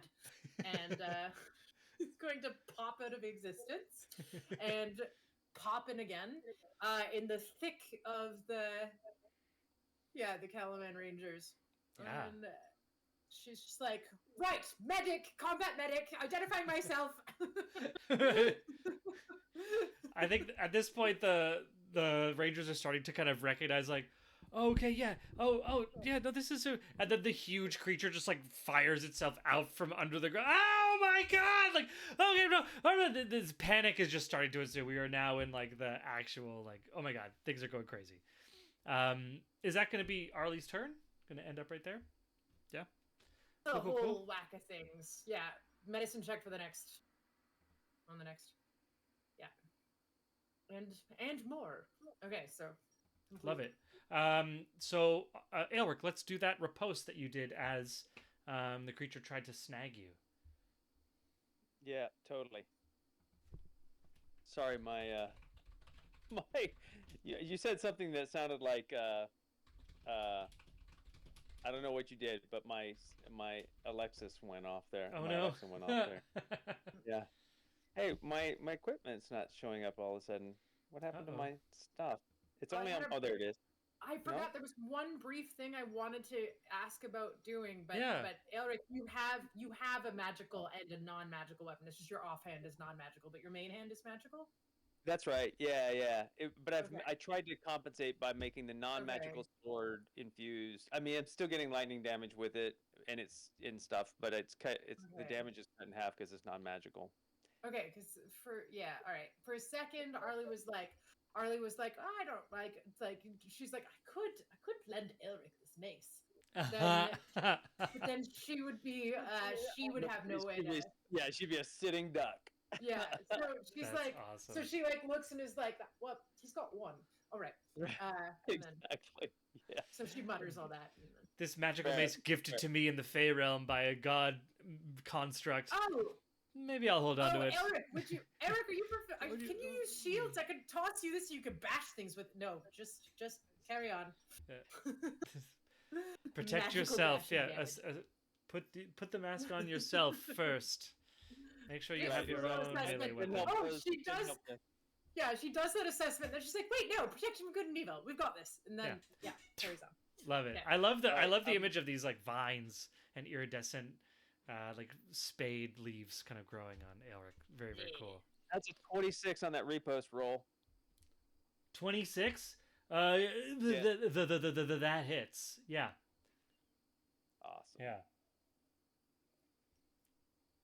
This is with Shatter Spike too. Okay. Cool. Yeah, that's right. Yeah, that's right. Yeah, that's right. Oh, Keen, you have to send Sean the everyday carry video. Keen sent me this little Yeah. meme video of these. It absolutely killed me. Just a guy talking to himself, you know, two sides of a conversation meme stuff. But it's about like guys Yeah. talking about what they carry every day in their, you know, I carried this and this. Oh yeah, and it just the escalation is. I was laughing Ridiculous. very hard this morning. Yeah, it's a very good one. Only 6 points of damage, but 6 I'll points. take it. Okay. Yeah. I will tell you that looks like they all work. I think this is one of those like riposts where like it seems like you almost get like a little snip at like its gums because it's like snapping at Yeah. you and it's just like kind of like Yeah. get in there between its teeth and just like kind of create a laceration, kind of floss, Yeah. flossing laceration almost. Awesome in that. And now you have protection for good and evil. Now, just to clarify protection good and evil, Claire, what exactly does that give us? Because for our audience and for me, although our audience obviously knows more of the rules than we do, but for me, for the DM who doesn't know any of the rules, you get disadvantage on attack rolls against the creature. It can't be charmed or frightened or possessed. Okay, so any undead or whatever has a disadvantaged attacking Aelric, and Aelric is so Elric, immune to charm and frightened or yeah. possession. So basically, you're gonna have to roll 2 attack rolls when you go to attack. Ow! When you go, sorry, Disadvantage. when you go to attack. Amazing. Claire was attacked with advantage, I think, just now. Amazing. Accurate. Just disappeared. Yow. Oh god. Okay, now I have that's the end of round 1, so I have a bunch of will-o-wisps to roll. So let me just do this kind of like as a chunk here. As I get coming in.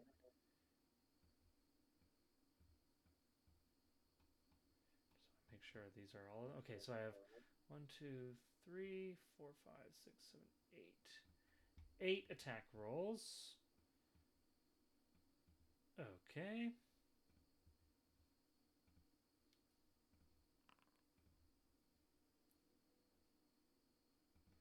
let's see. Oh, okay. The ranger carrying Thad is touched and drops dead.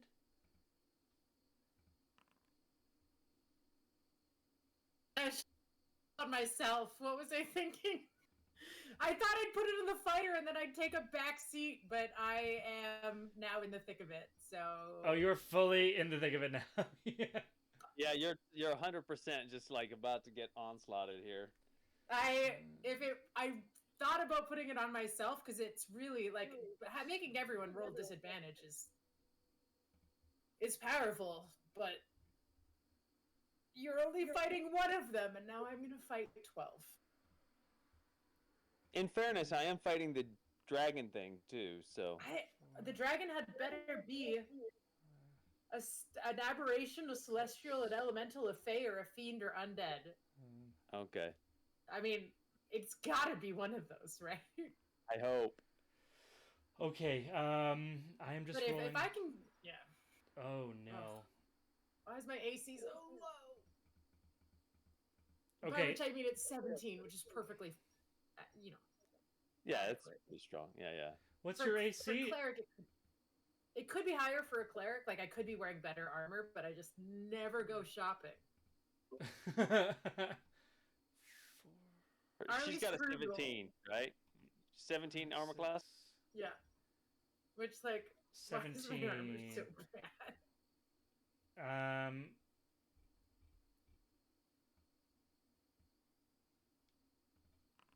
Like, it's just regular Okay. scale now. Like it's just not anything fancy. Claire, you're gonna take 4 necrotic damage, Okay.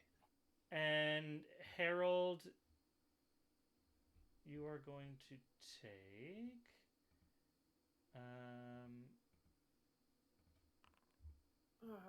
Sorry, I just need to. Oh my god, it's been a while since we've done like a combat, and I can feel it. 6 And whose fault necrotic is that, damage. boy? Whose fault is that? None of combat in this How much? Dungeons and Dragons. Why don't I have Six any reactions? necrotic. 6 necrotic. Alright, what reaction? So that's 6 necrotic for Harold and 4 necrotic for Arlie. I am also going to need a Constitution saving throw from each of you. Me as well, or just the ones that got hit? Just the ones that got hit right now. I have some hits coming up for you, Aelric, or some attacks. You think so, but Does a Are those 17 being hit, sent to Aelric? No, it Foundry? doesn't. Damn you. 24, you pass your Constitution saving throw, Arlie. Aelric, you are hit 5 necrotic damage and a Constitution saving throw, please. And I didn't see Harold with an 8. You take 6 necrotic damage. You feel the cold touch of death from this tendrils of light, and your maximum hit points also reduce by 6 by the same amount of damage. So you are still at full health, but it is now 6 lower. to be clear, you rolled at disadvantage for me? I didn't. Well played, sir. So The one of them. leaves shimmer. One of them already missed on its first, so it's definitely missing on the second. So this is the second roll. 17 doesn't hit. So yeah, so they can't. One of them like strikes out, and like the white tendril of kind of light almost touches you, but a growing spade iridescent leaf grows off of your shoulder, and it just kind of touches the leaf and shrivels. You can almost hear a little shriek as it backs away from this growth that is surrounding That's you. what I'm talking growing. about. Hell yeah. Oh, bad news is all the Calaman Rangers are dead. Come on, man. Why? That's- There was a lot of. Let me just read you these. 30 to hit, 28 to hit, 24 to hit, 17 to hit, 20 to hit, 29 to hit. Lord. Yeah, a lot of really good rolls. So Thad is unconscious, kind of under the pile of these dead Kalaman Rangers' bodies. Good And God. Okay. that ends our Will-O-Wisp's turn. Moving to Squeak Noir, who is on the top. But you see, Chateaurouge, I never needed you, and you were never my equal. En garde! Ting, ting, ting, ting, ting, ting, ting, ting, ting. Harold, your turn.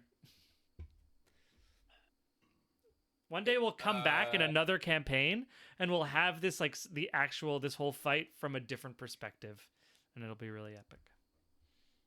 Okay. I will.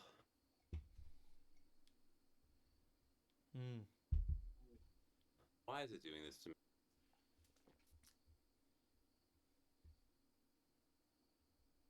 Okay, cool. I just need to roll off the character sheet. Cool. Rolling with his poison dagger. With advantage. Are you gonna roll at the big creature or at where are you going for? Oh my! Oh, it's right on top of me. Oh, Yeah, it's right on top of my. all of us, buddy. It came up from Oh under the my. ground. Yeah, it did a dune worm. Can you describe it? It is a large, actually, it is a huge creature. So this means that it takes up 15 by 15 feet on the hex map. This is a large crocodilian kind of shaped creature of dripping darkness. The scales made of ichor, black ichor. And it seems to be capable of digging. It just dug from underneath up into this space. Okay. With a large tail, claws, and a grasping mouth. Great. I love that so much for us.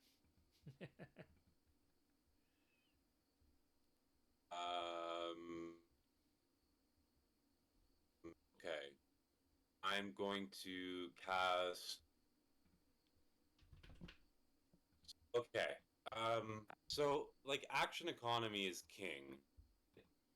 Like there's so many Will-O-the-Wisps. I know. It's ridiculous. That's why I'm trying to get rid of these two over here. I will be turning undead. We'll see what Yeah. happens to them. What does Turn If I Undead do don't for go you? down. Pardon? I shall read it. What does Turn Undead? So Turn Undead, When an they must make a Wisdom saving throw or I have run away. and then I have destroy undead. So when an undead fails its saving throw against your turn undead feature, it is instantly destroyed. If its CR is lower than the threshold for your level. So check the Twitch stream. Vic of ours giving us a heads up. Yeah, Arlie's gonna have to keep concentrating on a protection spell, which Oh. means that you have to roll a concentration check from that time you got hit just now. That's what he means. Which would Oh be shoot! Yeah, you're right. DC is Okay. half the damage or 10, whichever's higher. So 10 would be your DC. Okay, and I'm rolling.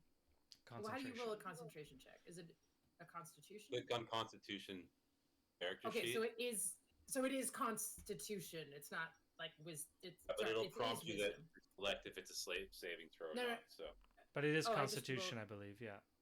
So this is just a straight Constitution saving throw that I just rolled. I didn't click on anything.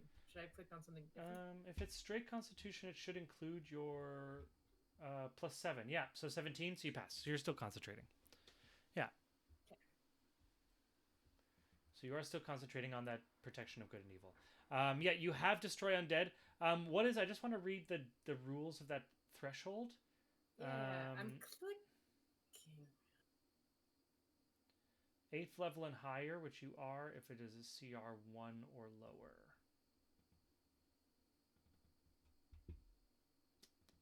Oh, here we go. It's kind of a long. I don't want to interrupt Harold's turn with this. So how about we'll come back to me with my plans when we get to me. You can have like a 3 to 6 second like shouting at each other for clarity in the battle if you want. Like You don't have to necessarily role play it, but like you can communicate while you're fighting to be able to try to coordinate stuff. You know. So it's a 30 Got it. foot. It's a 30-foot like. So I was gonna be like, I'm gonna try to scare them all in the next. I'm gonna try to mess them all up. Okay. Or go down. So I'm going to use Booming Blade. I'm going to attack the huge thing Cool. Give me an attack roll. with my short sword. Okay. Damage 25 to hit. 25 definitely hits. Okay. We damage. Fucking thing. Right. Oh, no. This is because we're using the dedicated server. Right. Not set up as nicely. Okay, as 3 that. damage. So 7 piercing. 7. Plus the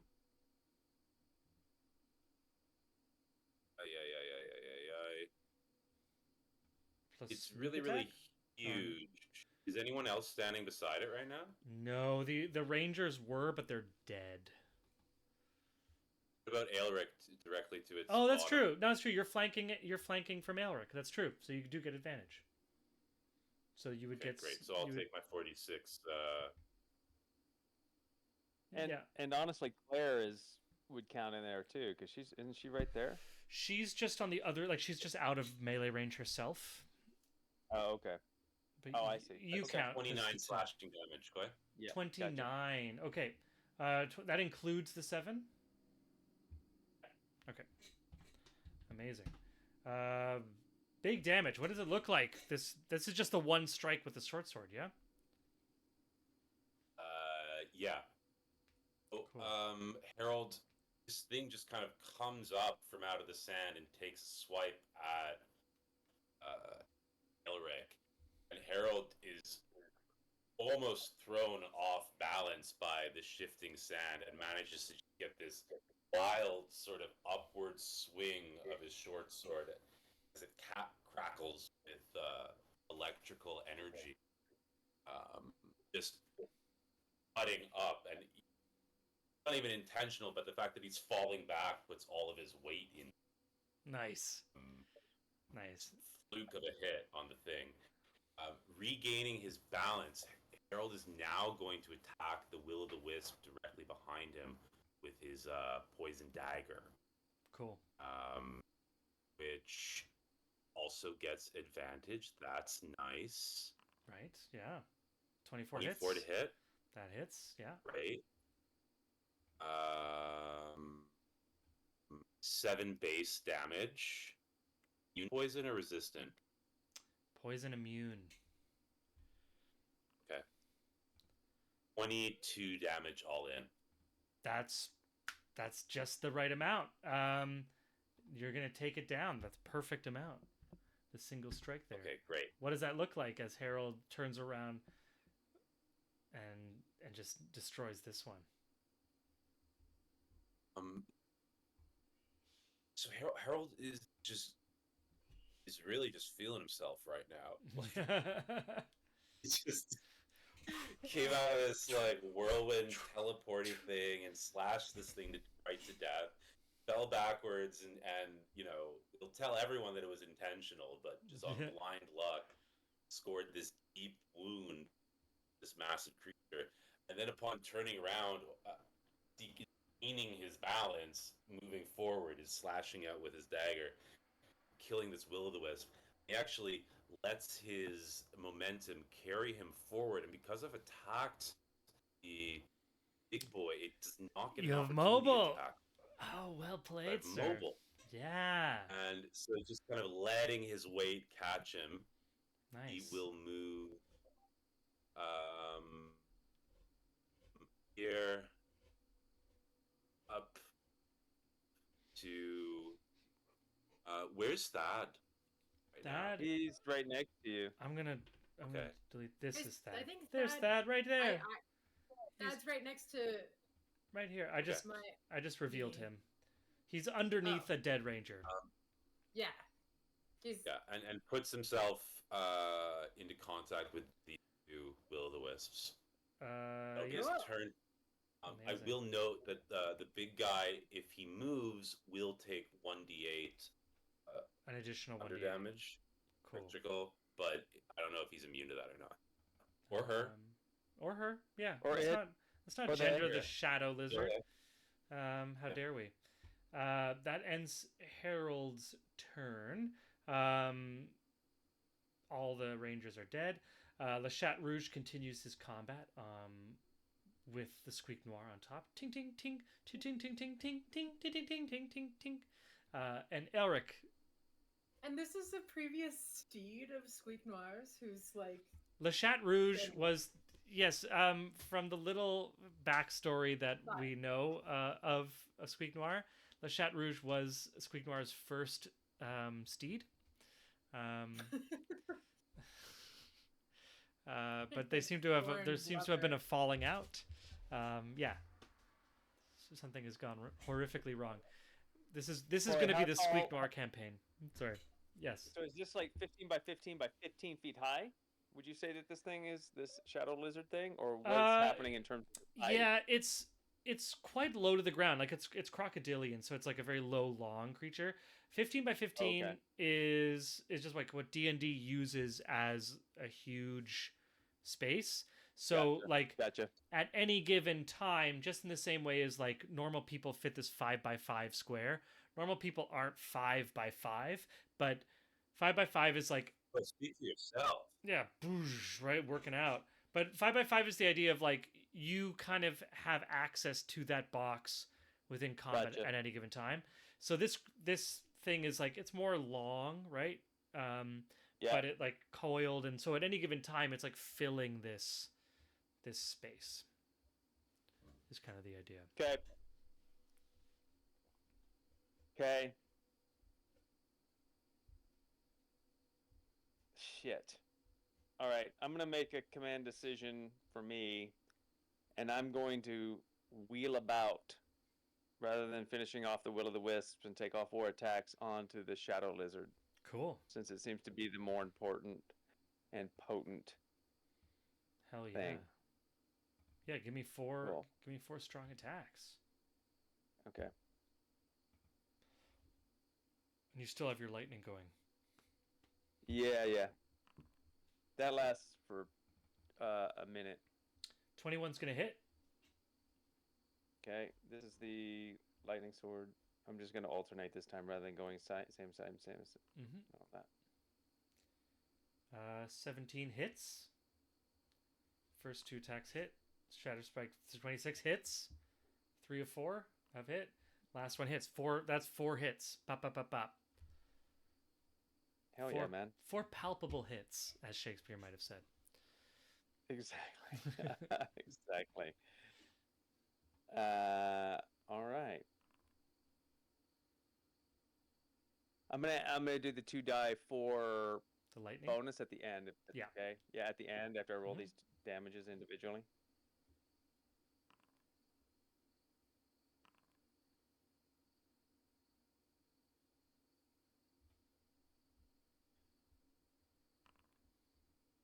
So yeah, so it's oh shit.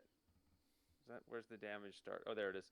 So 13, 11, 24, 32, 39, 43 points of damage. 43 And points of Vic- damage. Victor says, don't forget you have action surge too, Elric. But I think maybe. I haven't hit it yet. I'm holding it, but Right. I guess as good as time as any. Yeah, I do have action surge. I should go ahead and just use it. I was gonna use it right then anyway, and just like take out the Will-o'-the-Wisps first. So yeah, that's fine. Thank you, Claire, and thank you, Vicavar. I'll fire that off. Let's see if I can keep the good times rolling here. Hell yeah. 43 Okay. damage already. The lightning So- seemed to be effective. Doesn't seem to be resistant to Everything? damage. Yeah. So can I ask one thing? Mhm. Because of the size of this thing, I was gonna wait till I got done with all of this. Can I use a sweeping attack back on the one that I used the sweeping attack on before? because it's within the 5 feet. Yeah, sweeping So just see means this you one right can here? you can attack, like, you can follow through to attack another. So you want to follow through to Anytime attack the within Will o' the Wisp? Right, with the Shatter Spark attack. Yeah, you can do that. You just roll a 1d8 and add that, and that's the damage, Right. right? Yeah. That's right. So roll- well, plus the damage that I did on the first roll. So it's the 13 plus this superiority die. To deal damage. I mean, that's how we from a calculated creature calculated it last time. within 5 and within your reach, equal to the number. Okay, yeah. Let's do what we did last time, just to keep Okay. things moving. Okay. So I don't how want you mu- to feel screwed, dude. If we need to change things or clarify between sessions, we can. Okay. I'm So then that's a total of 18, and that okay. is a magical sword. and that So fully that's a magical that sword. fully kills that Will o' the Wisp as well in one of your That's right. follow throughs. That's right. Right. Exactly. That's right. That's right. That's right. That's right. That's right. Boy. That's how we That's do. right. That's right. So we're still on riding high on that action surge here. So let's go back. Sorry. I can't hit the Amazing. other one because it's more than 5 feet away, True, but I could hit that one. Yeah. but you Okay. can do Here we go. two more swings on our big guy. Hits. 27. Critical hit. Amazing. 6 hits, one of them critical. Not bad for a single turn. Well, let me ask you. It's a full action that I get, and I actually attack dual wielder. A full action is 4 attacks. So that's on you to decide. Wait a minute. No, that's true, you son of a bitch. Two-handed attack or two-handed weapon fighting or whatever it is that gives me that. So I get 4 attacks per action. So if I'm hitting action surge, do I get 8 attacks or do I get 6 attacks? That's what I'm asking. You get 8 attacks. You can attack twice whenever you take the attack action on your turn. So that means you would get Ladies and gentlemen, 4.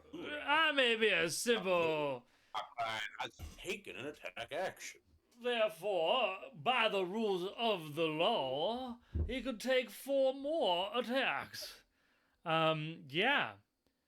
Because so you get 4 swings with one attack with one action, because every That's time right. you take an attack action you get 2, and we're letting you do, because of the way we do dual That's wielding. That's right. And just as a reminder to our audience, we do dual wielding this way. We don't use a bonus action because when you get into higher damage dealing mathematics, the bonus action just means that dual wielding becomes basically useless over time. Whereas if you get to dual wield with the same attack action, it stays useful. I got my second critical hit on that guy. God damn. I have not even rolled damage on this guy yet. So Have you've I? done not yes Oh, no so wait. I did. So wait, that 8, I didn't do that 8 right. So that 8 damage that's up there, that should have been a critical strike. So Yeah. that should have actually been the maximum plus the 8. So it Yeah. would have been 42 plus the maximum die roll, which would have been 8 plus 13, 21 points. So I'm shy 13 points. So the first round of attacks was 13 plus more? 42.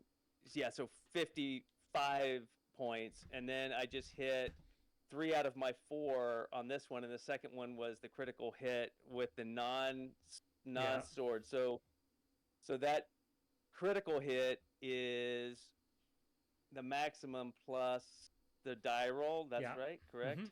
Okay. So I'm gonna roll the first. Yeah. So here's the normal. So the first, that's 11 okay. plus 11, so that's 22. So this one will be the max. So this one is at 12 plus the 1d4 lightning damage, which I actually didn't. Yeah. So the 1d4. Let me roll that first. And So that's a that's critical. It's a critical, so that That's you also get the The maximum lightning would also lightning. be okay. because it's So a then crit. that's a total of. So that's 16 maximum that I would do with that No, that's 16 maximum Mhm. on that one, with plus this die plus this damage roll. Have I rolled that yet? No, I haven't. I saved it. Plus this damage, so 16 plus this, which is 9, so 25. So 25 plus Jesus. 22 is another 47 points of damage. Holy shit. You know, obviously we don't have an adversarial relationship. We're all collaborators. This Yeah. experience. But there's moments like this where he's really like, suck it, boy. Fuck you, your counter. You know what's Oh my crazy? God. It's like as a DM, you have these ups and downs. You're like, I'm gonna prepare this thing because like, and even sometimes you're in a bad mood. And you're like, fuck the party. They've had enough. I'm gonna give them something real. And then the party sees it and you're like, oh my god, we're gonna die. And as a DM, you're like, oh maybe was I mean? And then some motherfucker does like 89 some goddamn damage in one turn. And I'm like, you know I what? don't I understand. wasn't mean enough. But how often do I roll well? Much less. This is my first Very day that well. I've had a critical strike, a critical hit, and I've had Incredible. 3 now this game. So come You know what? on. So We have did you 2 minutes left, and I'm dying to see if I can get a turn in. So Dying. Shut up. No, did do you it. take- Do it. so just to confirm, you've taken all 8 swings, yeah? Yeah, I'm done. You're I'm done. wrapped. Okay, you're done. That's a picture wrap for Sean. That's picture rat. Well done. I will just say that as we move on, this creature is now bloodied. It is now less than half hit points after that massive onslaught that you can notice as it's like starting to waver. That is Elric's turn. Its next turn, the next character to move is this character. It is going to take 2 claw attacks at Aelric because fuck this guy. Its first is going to be a 23 with disadvantage. That'll be 19 damage. So it's going to be 19 damage to you, Aelric, on the first attack. Attacks again. Critical miss with disadvantage. So it's going to be no damage on the next one. And then it is going to try to bite you again. And this is also going to be with disadvantage because you have that special thing that the cleric gave you. 17. So misses. So takes 2 claw swings at you, Aelric, and a bite. Only one of the claw attacks actually lands. You're able to parry or avoid, or just straight up take the hit and not even and just shrug it off. So you take a total of 19 piercing damage that turn. Incredible. Getting us to Juniper Arlie Candlewick, and you're gonna have the last turn of the night, Arlie, at the bottom of round 2. Turn undead. Turn Oh, yeah. undead. Oh my god, turn undead surrounded by all these will-o-wisps. Let me just make sure I got a proper measurement control here. Your range is 30 feet, is that right? Mm-hmm. 30 feet. So that is, I'm just going to say, That's most of them. I'm going to That's say like all of almost them, all of just for the sake of, just to ease, just 'cause 2 that are like They're a slightly hive there. mind. I mean, yeah, the other one Yeah. is just like on the border down Yeah. there. Like he would. Yeah. I'm going to call that all of them. So, so all of them have to do what, Arlie? It's a wisdom save, right? Yeah, it's a wisdom save, but I think I can click on it. Like, I think I can click on. No, I just click on uses.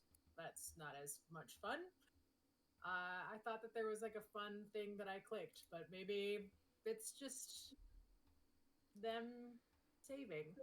I think it's just Okay. saves. Yeah? And it's wisdom saves, Wisdom right? save. Yep. Is it with the disadvantage or is it just straight? No, just regular. Just straight? Okay. And the DC is 16 Sorry. for you? Is that right? Is it? I'm sorry. I'm struggling with a tech thing. I can't get this popped up bit to get out of my way. Class features, channel divinity, turn undead. I thought it would beyond 20. I see it. It's in the creature must spend its turn to try to move as far away from you. Okay, amazing. So this one, My save 16. Yep, 16. 16 is a save. Okay, great. So first will-o'-the-wisp fails. 5, 10, 15. So she's going to just. What is her incantation? She's just like by the power of all the knowledge that ever was, ever will be, and ever has been said. And then it's just so mind-numbingly boring. Like it's inspiring to those that are not undead, but to the undead, it's just like zombie rot boring. It's like just the rest of the the litany of the spell. Oh my god. Awesome. If that is the right word or not. The liturgy, is that what I meant? Liturgy. Just That's a not- good. Yeah, that's the word. Harold's going to take an opportunity attack on one of them Go for it. because it's leaving his engagement range. That one passed. Get it, Harold. Finding his way today, baby. That one failed. I'll do the same thing if this one leaves. Harold, I think. Where are you? You're on top of that, or where? No, you're. Yeah, you can get one because one just left your range. I think Claire can use a reaction too and hit the one that you just moved off to the left. Ooh, True. 2 have I passed so want to far. know.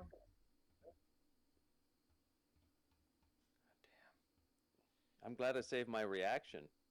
I was gonna repost that thing, and then I was like, nah, I'll save it. Maybe I'll need it later in the game. I missed. Okay.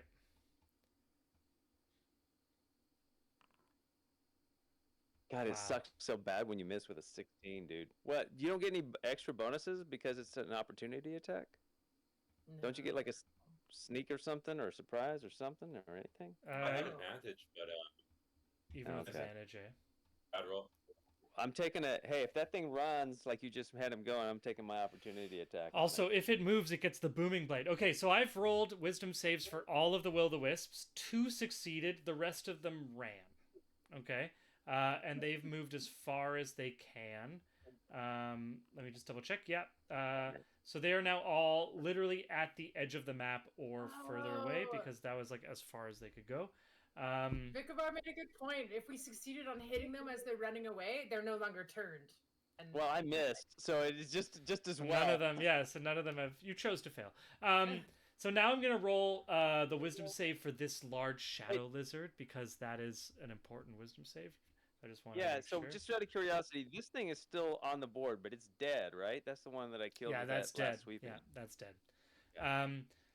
The creature rolled a 9 on its wisdom save, so it has to move How as dead? far as it can away from you, Arlie. It is going to try to bury itself into the ground and travel as far as it can. Anyone who wants can get an opportunity attack on it. Oh no, I'm gonna let that thing run. It triggers Booming Blade and takes 5 thunder damage. I don't know if that interrupts this effect. And it triggers Booming Blade, which means that As soon it's as got it moves, it takes 5 Yeah. damage. takes so 5 that damage. might Let's Drop double. this effect. For its action, it can only use the dash. I'm gonna say that it takes damage, but it still has to finish running away, and then at the beginning of next Okay. turn, it can It will return. re-engage. Yeah. Okay. Want to roll that damage for me, Keen, on the booming blade? Because it has You to. did. 5 It's damage. 5. 5. Okay, amazing. -5. Doing very well, team. You have now cleared this little area.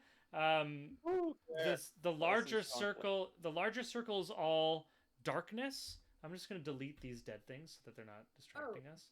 what happened to the big guy? It go down ran and run away. away? It ran. burrowed. It burrowed and ran away. And I'm gonna say that it is actually not visible because it is burrowed.